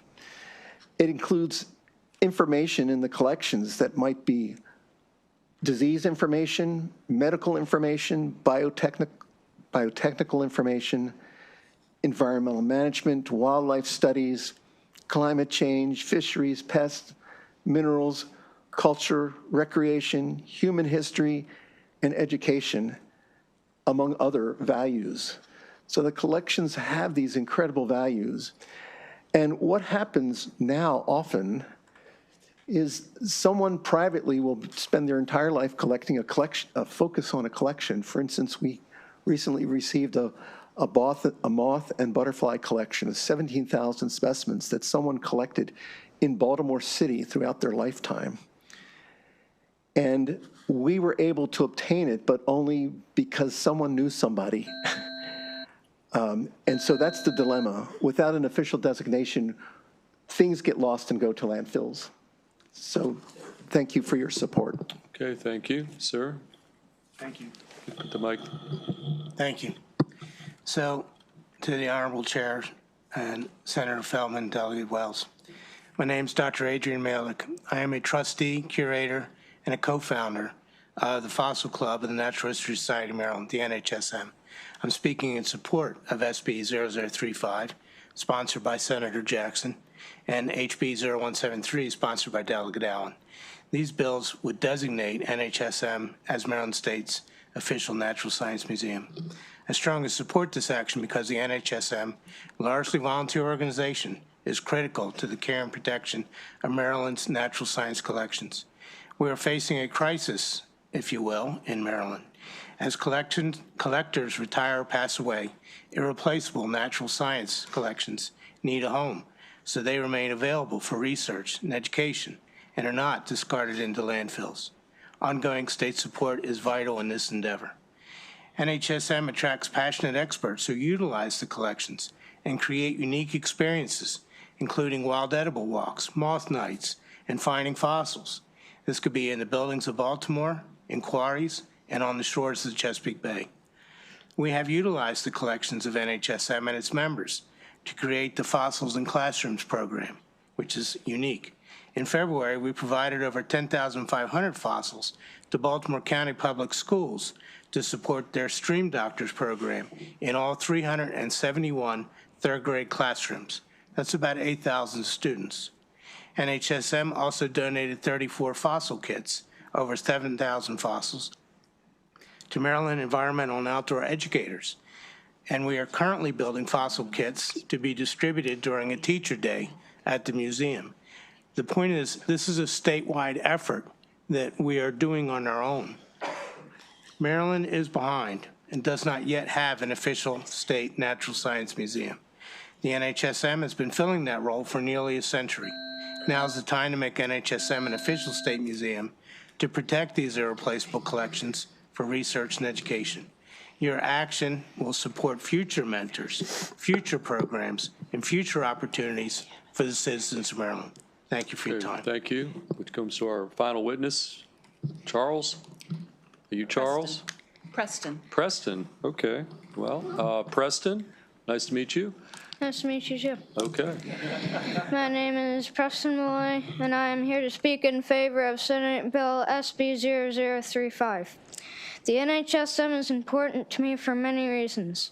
1 year ago, I got my first pet snake named Pizza from a person I met at a 3-day NHSM reptile class. In addition to the person I got Pizza from, there are many other great, friendly, educated people I've met who share my interest in wildlife.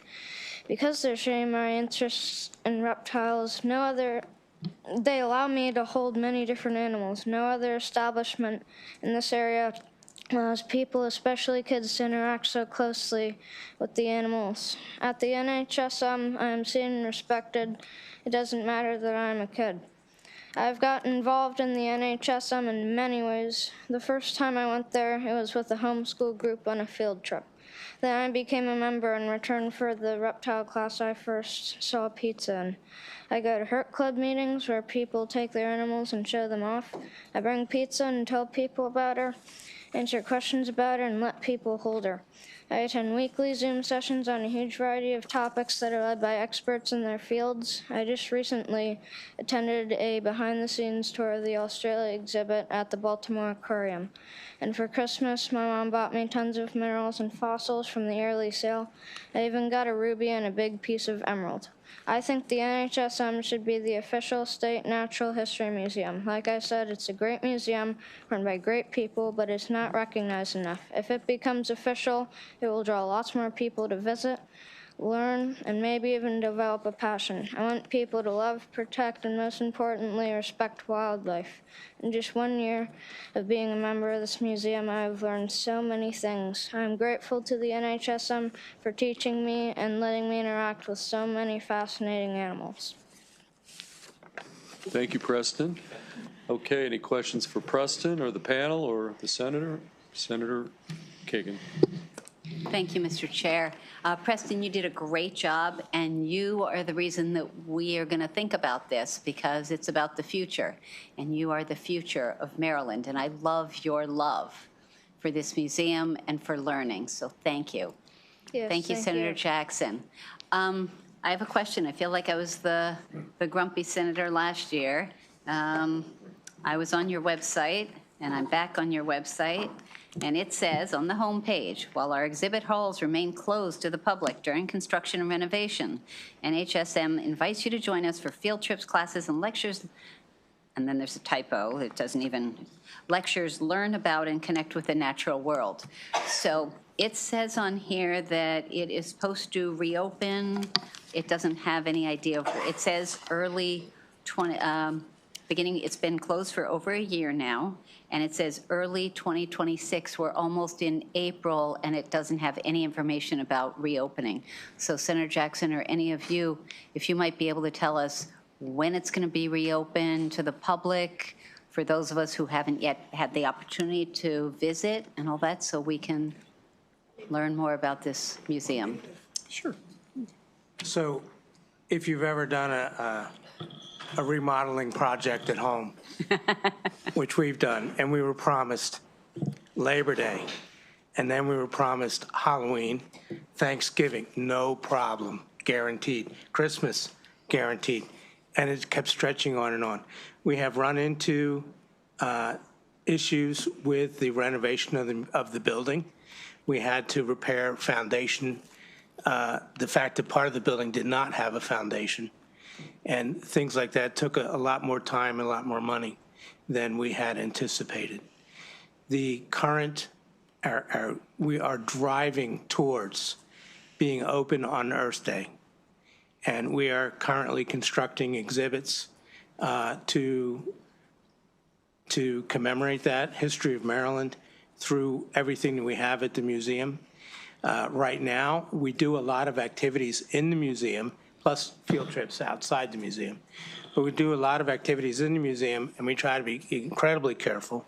There's ladders, there's saws, there's sawdust, et cetera.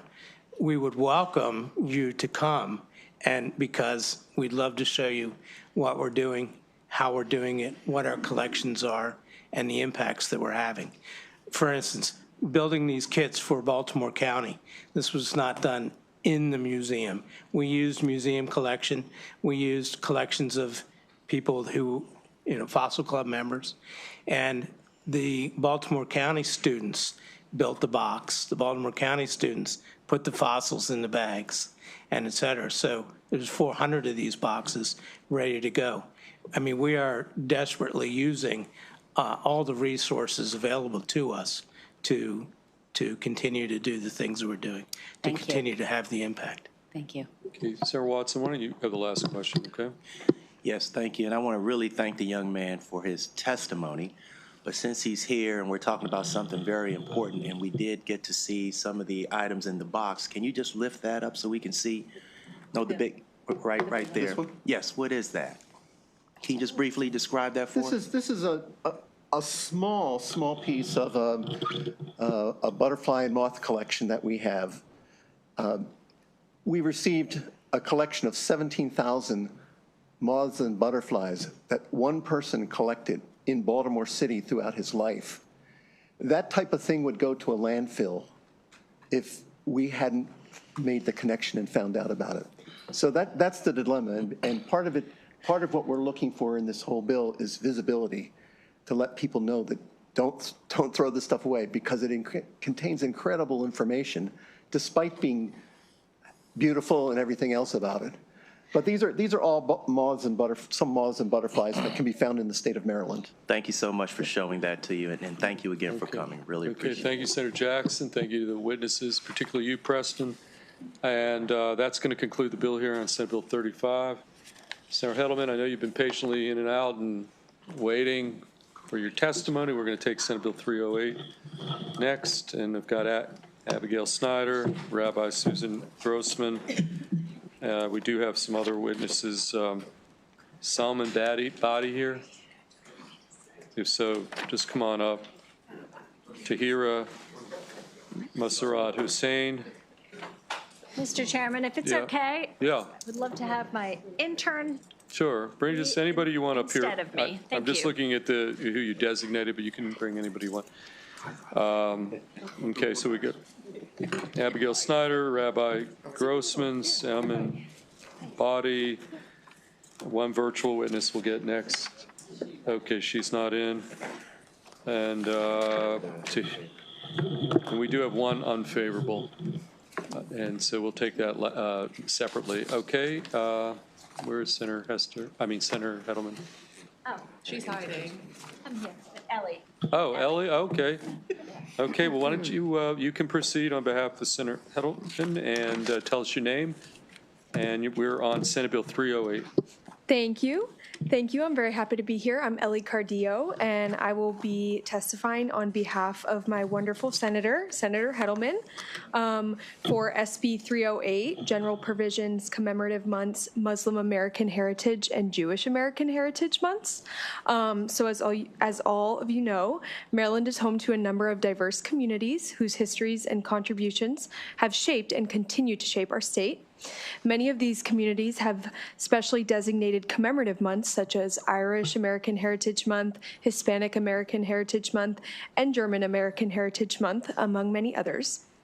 However, certain communities are not formally recognized through statewide commemorative observances, and without these recognitions, Maryland is missing out on unique opportunities for education, awareness, and cultural appreciation.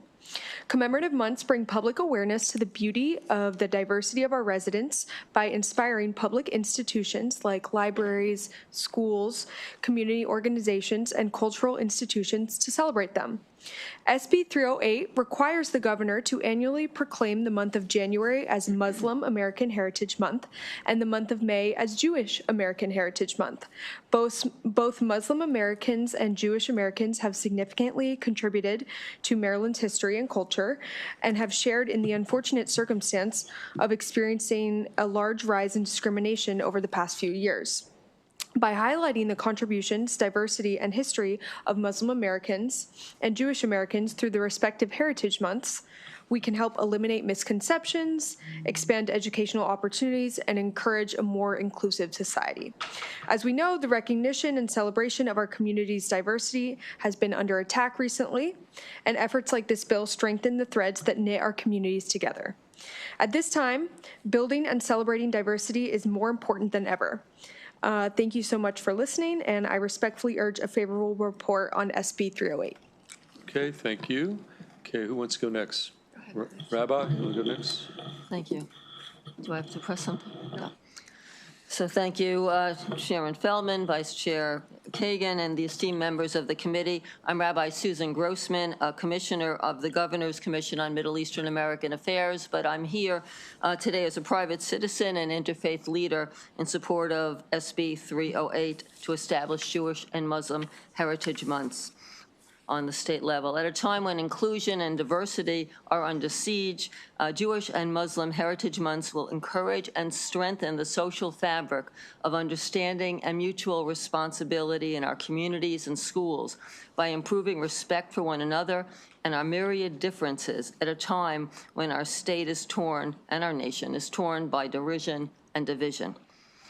We already have, as a state, recognized several heritage months, which we just heard about. The Jewish and Muslim communities are two significant minorities that are missing from that list. Over the last few years, hate bias incidents against both of our communities have been exacerbated by national and international events. In this environment of misinformation and cultural tension, students in particular are vulnerable to hate bias in our public schools and in our universities. And such incidents leave a degree of permanent trauma which no child should have to endure. The most recent annual audit of anti-Semitic incidents in Maryland by ADL showed a troubling pattern that places Maryland among the states with the highest number of reported anti-Semitic incidents in the nation, including attacks against Jewish institutions. In this past February, a synagogue in Olney was vandalized by anti-Semitic graffiti. And statistics only reflect a degree of what is actually happening because it's dependent on what's reported. And I know from speaking to congregants and community leaders, many incidents go unreported.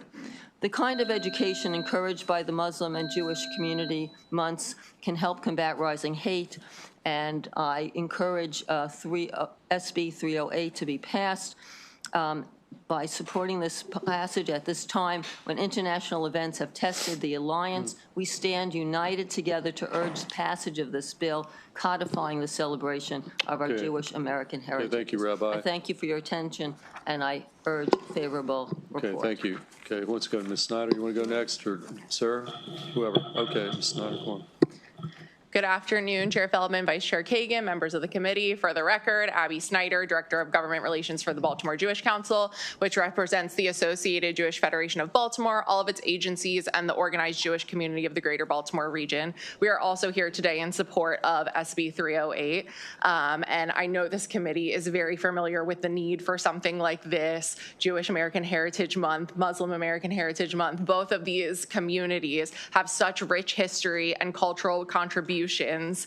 And these months will really just show that we are putting in the effort to foster understanding and inclusion. I don't want to belabor the point, but I do just want to flag that in the time that you've been sitting in this committee today, there has been an anti-Semitic incident that happened in Bloomfield, Michigan. A vehicle was driven into one of the largest Reform synagogues in the country.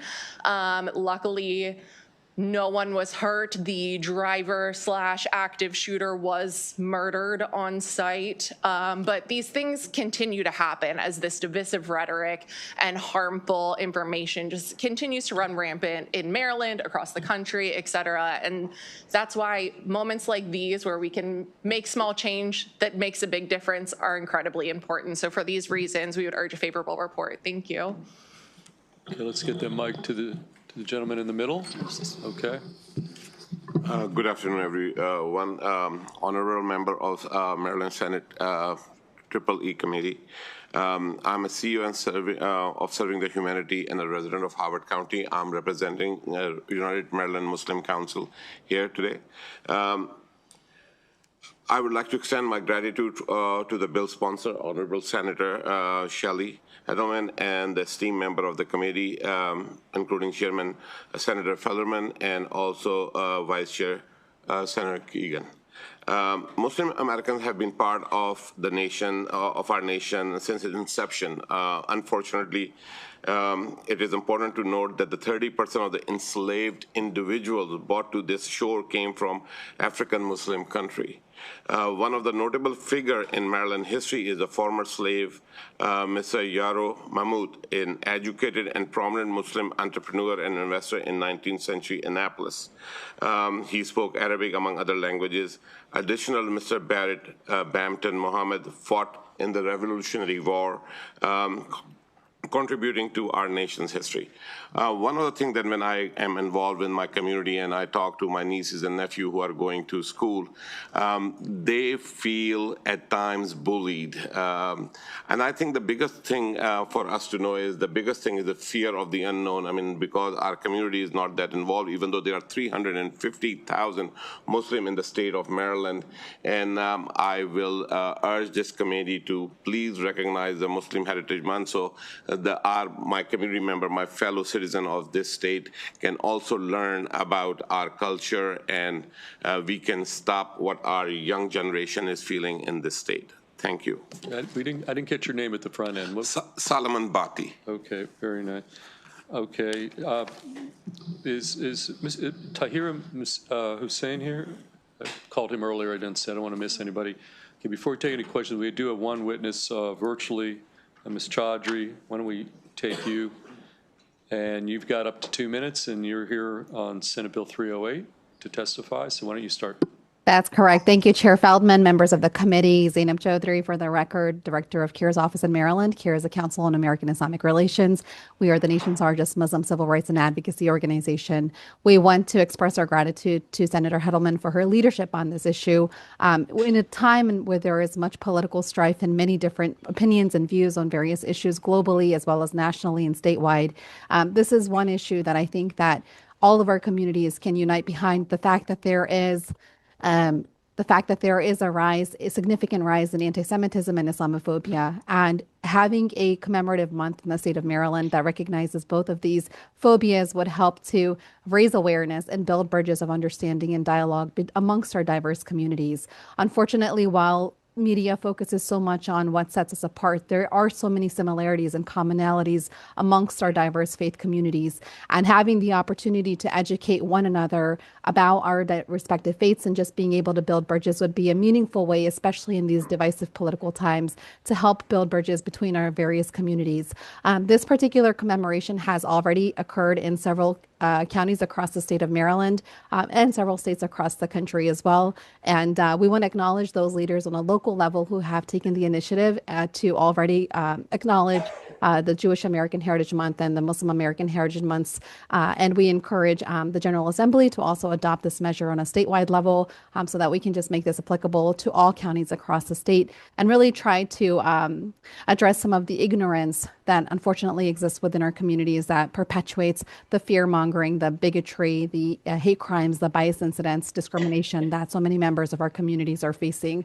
I will just wrap up that here, my organization did put out our civil rights report earlier this week, and we did document a record number of hate bias incidents targeting our communities across the country. And we know that that number is underreported. Unfortunately, the vast majority of incidents do not get reported. And this would be one way to just help address some of the issues, underlying issues. Thank you for your time and consideration. Okay, thank you for your testimony. Questions for any of the panelists, including our virtual witness? Okay, seeing none, thank you. We do have one witness signed up unfavorable, Spencer Rhoda. Mr. Rhoda? Thank you. You're signed up unfavorable? I signed up unfavorable, but doesn't truly characterize how I feel about it. Okay, well, I can why get don't ready you if sit? you'd like. Are you testifying? Yes, I'll be testifying. Okay, you guys are good. I think you can, yes. So, okay, Mr. Rhoda, So, yeah, you're signed up unfavorable. You've got up to 2 minutes. I have questions, basically.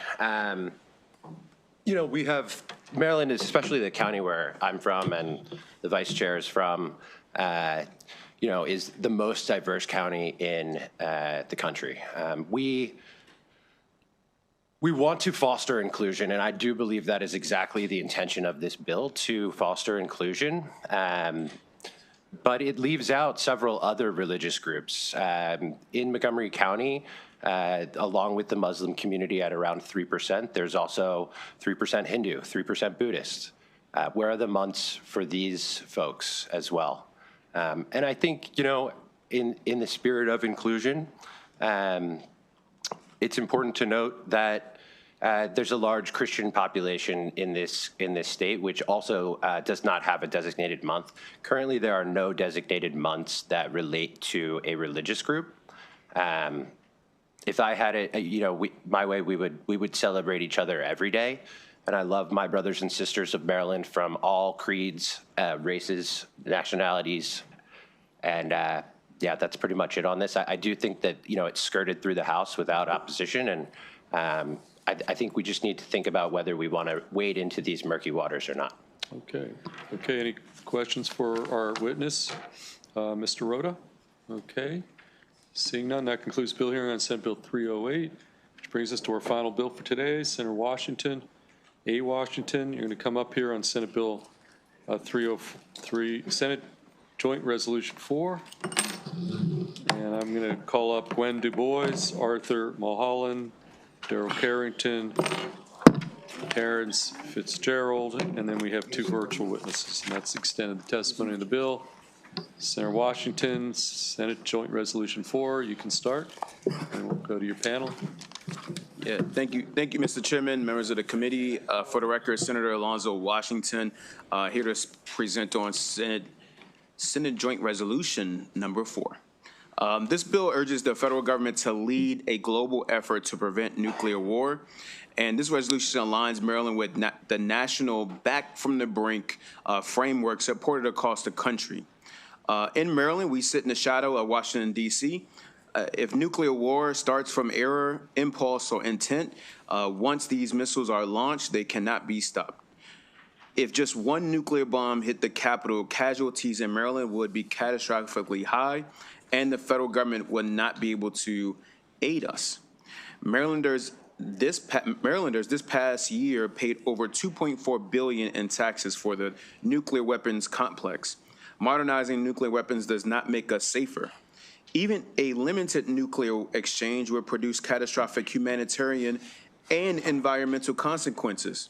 If any nuclear bombs are detonated, even one, the effects will be unimaginable and devastating.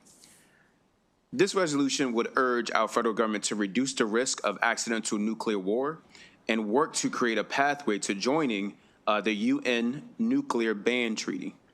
This bill urges the U.S. President and the U.S. Senate to endorse the treaty on the prohibition of nuclear weapons. This bill urges members of the state's congressional delegation to co-sponsor a similar federal resolution on nuclear weapons. As Commander-in-Chief, the President of the United States has sole power over deciding if nuclear weapons are used. This is outdated considering current technology. The effects of nuclear power are too large to be held in the hands of one person. There needs to be more mutual support. If nothing changes, the U.S. will continue the 30-year, $1.7 trillion expenditure on upgrading nuclear weapons. There is already an estimated $100 billion spent every year on nuclear weapons complex, and it will be even more if we embark on another nuclear arms race. This bill is about safety and ensuring that our government keeps us safe and works to prevent nuclear war, as well as saving Marylanders billions of dollars in nuclear development costs. For these reasons, Mr. Chair and members of this committee, I respectfully urge a favorable report on SJ4. Thank you. Okay, thank you, Senator Washington. Okay, Mr. Carrington, why don't you go next? Thank you, Mr. Chairman, Madam Vice Chair, and members of the committee. And I would also like to point out Senator Watson, who is in Prince George's County. I'm Darrell Carrington. I'm here on behalf of the Chesapeake Physicians for Social Responsibility. This organization has been around for decades, and they also boast having a Nobel Peace Prize. This bill is before you because it's a nonpartisan issue. Nuclear weapons will blow us all up equally, rather if you're a Democrat or a Republican. I'd like to thank Senator Washington for taking up this matter and being our lead sponsor this year. He's done an amazing job, and his leadership is critical. This resolution has been before this body before. I think it's a resolution whose time has come at this point. We say that we don't normally do resolutions, but I've been here for 20 years, and I know we've done at least 3 of them. We did one for the FBI relocation, we did one for the ERA, and we also did one for the war in Ukraine. So it's not unprecedented nor new ground for this body. At this time, I'm going to turn this over. I'm not going to take up the full 2 minutes because the doctors that are sitting here before us will do such a better job than I in describing the effects of a nuclear war would look like for us. Thank you very much for your time. Okay, why don't we go to one of our doctors? Who are you? Tell us. Okay, Chair, Senators, my name is Dr. Gwen Du Bois. SJ4, Back from the Brink resolution, urges our government to revise outdated policies that risk nuclear war. Hiroshima and Nagasaki were small atom bombs. 200,000 people died horrible death by the end of 1945. Today, the bombs are much more powerful. Even a launching error could quickly escalate to nuclear war. Washington might be targeted with 10 to 20 nuclear weapons, the equivalent of a 20 megaton bomb. The fireball reaches out 2 miles in every direction where everything is vaporized. To a radius of 12 miles in Wheaton, Landover, Largo, buildings collapse and fires spread. Most people killed or severely injured. To a radius of 27 miles in Odin, Columbia, and Edgewater, there's widespread third-degree burns, and if a firestorm develops, many more die. In D.C., Virginia, Maryland, an estimated 1.6 million dead, 2 million injured. There will be few doctors or nurses, no intact hospitals, no transportation, no electricity, no food distribution. In the U.S., 200 million dead in an afternoon, deaths from infection, starvation, and radiation illness. Over the next 2 years, 5 billion people worldwide might starve to death from nuclear winter. Civilization as we know it would end. More weapons and more wars won't protect us. Banning these weapons would, like the UN Nuclear Weapons Prohibition Treaty, but nuclear nations are not ready to join. In the U.S., Back from the Brink can give us some time. Maryland can add its voice to the call that our government negotiate with the other 8 nuclear nations for nuclear disarmament to change dangerous, outdated policies and domestic policies like presidential sole authority, launch on warning, and first use are Back from the Brink. 80 resolutions have passed in the U.S., 5 in Maryland, 8 in state legislative bodies, and current resolutions in Congress have the support of both of our senators and 5 of our congresspeople. We must do our part to make sure nuclear war never happens for the children and all that we love. Senators, with your vote to pass SJ4, you will be doing what you can. Okay, thank you. Sir. Chair Feldman, Vice Chair Kagan, members of the Rules Committee, I am Dr. Terry Fitzgerald. Rules Committee? I think you're in the wrong committee. Of the EEE Committee, excuse me. There goes all my extra time. I'm a physician, an officer of Chesapeake Physicians Social Responsibility, and a grandfather. I urge you to support SJ4, a resolution that calls on the federal government to take certain actions to reduce the risk of nuclear war. I do not imagine I need to convince you that nuclear war would be devastating. Dr. Du Bois has given a few details. There's far, far more that could be said that's even much worse. One can argue that the probability of this happening is small, but it is not zero. And a non-zero probability becomes more probable over time. The 5 points of the Back from the Brink resolution are common sense steps that can reduce the risk of nuclear war without sacrificing any defensive capability. So what does this have to do with you? You are our representatives and spokespeople. We call on you to represent us to the federal government, urging it to take these steps. Towns, cities, counties, and other legislative bodies across the country have taken this stand. You have here the opportunity of leadership, helping to advance this move to decrease the risk of nuclear war.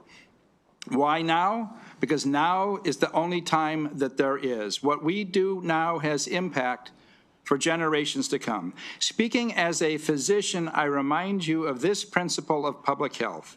We must prevent what we cannot cure. Speaking as a grandparent, I can tell you this. I have looked into the eyes of a one-year-old child and seen the terror of nuclear war. I plead with you to take this action to prove my vision wrong. Please give a favorable report on SJ4, and please accept my apologies. No apologies needed. Okay, Doctor, we'll go to the other end of the table. Chair, Madam Chair, Dr. Art Milholland, the nuclear age is dangerous with thermonuclear weapons, hydrogen bombs, 25 times greater than Hiroshima. And there are thousands of them, thousands, fully capable of eliminating human life on this planet. And Dr. King, from now on, the choice is no longer violence or nonviolence. The choice is nonviolence or non-existence. Non-existence. That means everything we've ever done, played, loved, valued, destroyed. But now we actually have a chance to do better. In Congress already, our 2 senators are signed on, are sponsors of a Back from the Brink bill, and 5 of our representatives are sponsors. And they're part of this Back from the Brink movement that's slowly growing, but importantly growing, and it deserves and needs support from all of us. Here in Maryland, we can give that support. We can send a message to our congressionals saying that we back what they've done so far and we want more. The message will also go to our other representatives who have not signed on yet. And it will be fully noted in other states that Maryland is one of the leaders now in calling for an end to nuclear war, end of the risk of nuclear war, finally. So, as has been said, the hour is late, the time is now. We know that you have listened and heard and thought, and we think you're ready. Thank you. Thank you, Doctor. Let's get our final 2 witnesses virtual, Mr. Hall and Mr. Wagner. Danny Hall, you'll go first, and then we'll close with Mr. Wagner. Okay? So 2 minutes, up to 2 minutes, Mr. Hall. Thank you, Chair, Vice Chair, members of the committee. Thank you for the opportunity to testify. My name is Danny Hall. I'm a Maryland resident and serve as the lead Capitol Hill representative for the Back from the Brink Coalition. And I'm here to express my strong support for SJ4. And before we talk about policy, I want to start with something human. Every one of us is here because at some point we realized the world we inherited is not the world we want to pass on. Something in us said this is not acceptable. This is not inevitable, and we have a responsibility to act. That's the heartbeat of this movement. Back from the Brink is a national grassroots effort built around a simple truth. Nuclear weapons are not just a foreign policy issue, they are a human survival issue. For decades, we treated nuclear danger as something we could manage, but the historical record shows otherwise. There is a long, well-documented history of near misses, false alarms, and miscalculations, moments when deterrence was breaking down in real time. They're the reason we know nuclear risk has never been manageable, and today that risk is rising. SJ4 is a practical, responsible resolution that urges the federal government to take common sense steps to reduce that risk. It calls for verifiable agreements among nuclear armed states, a no first use policy, ending sole presidential launch authority, taking weapons off hair trigger alert, stopping new nuclear weapons, and maintaining the moratorium on explosive testing. These are widely supported risk reduction measures. Maryland has a unique stake in this issue. We live next to the U.S. Capitol, the Pentagon, and multiple federal agencies that would be primary targets in any nuclear exchange. If a nuclear weapon were detonated in Washington, the mass casualties, infrastructure collapse, and long-term fallout would overwhelmingly affect Maryland communities. Once launched, nuclear missiles cannot be recalled. Prevention is the only meaningful protection, and prevention begins with policy. Marylanders are already paying the price for the status quo. Last year alone, our taxpayers contributed more than $2.4 billion to the U.S. nuclear weapons complex. That money does not make us safer. Redirecting it, even a fraction of it, toward housing, healthcare, education, and climate resilience would strengthen Maryland far more than new nuclear weapons ever could. 8 states and more than 80 local governments, including Baltimore City. Mr. Hall, could you wrap up? You're past the 2-minute clock. Could you just wrap up? Yes. Just stating that multiple cities and counties in Maryland have already passed resolutions in support of this. 43% of Marylanders already live in jurisdictions that have spoken in clearly about this. And for this reason, I urge a favorable report on the SJ4. Okay, thank you. That brings us to our final witness, Mr. Wagner. You'll be given up to 2 minutes. Yes, Again, good day. Thank you, Chair Feldman.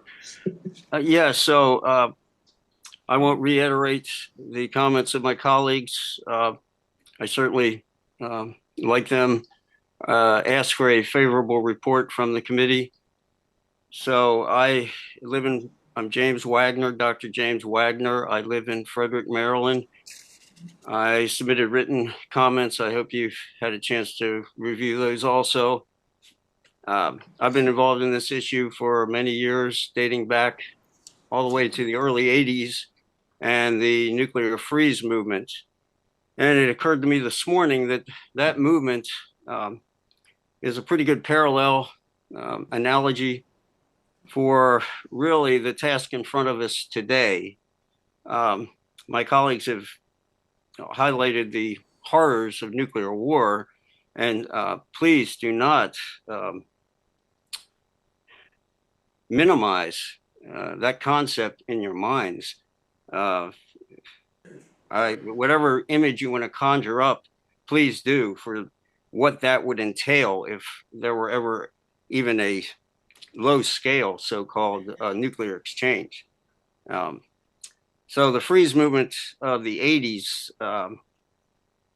was an example of incredible people power and actually parallel methods to what the National Back from the Brink campaign is doing. So at that time, in the 80s, the same thing happened. There was local resolutions, state resolutions. I believe there were 23 legislative bodies that had resolutions at that time. So they were successful, culminating ultimately in the Intermediate Range Nuclear Forces Treaty signed by Reagan and Gorbachev.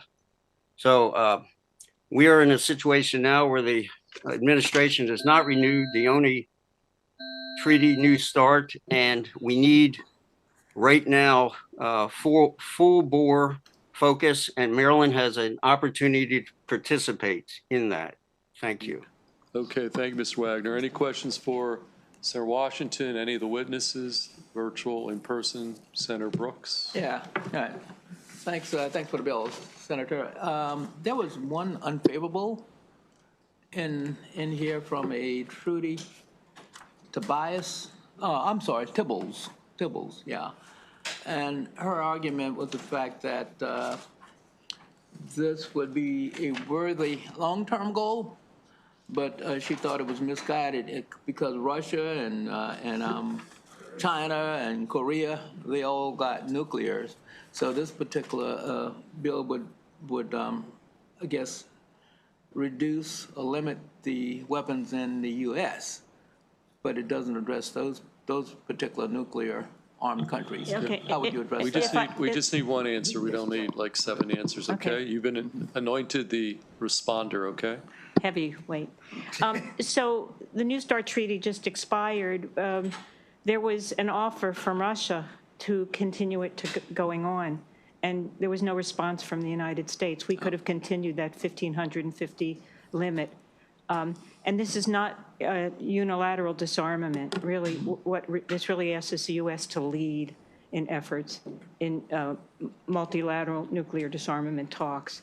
So I hope that answers it. Okay, yeah, it does. Thank you. Okay, see no further questions. That concludes bill hearing on Senate Joint Resolution 4, completes our bill hearings for today. So guys, you can come back here 10 minutes. Let's do some voting, and then that'll be the extent of our work in this committee for the week.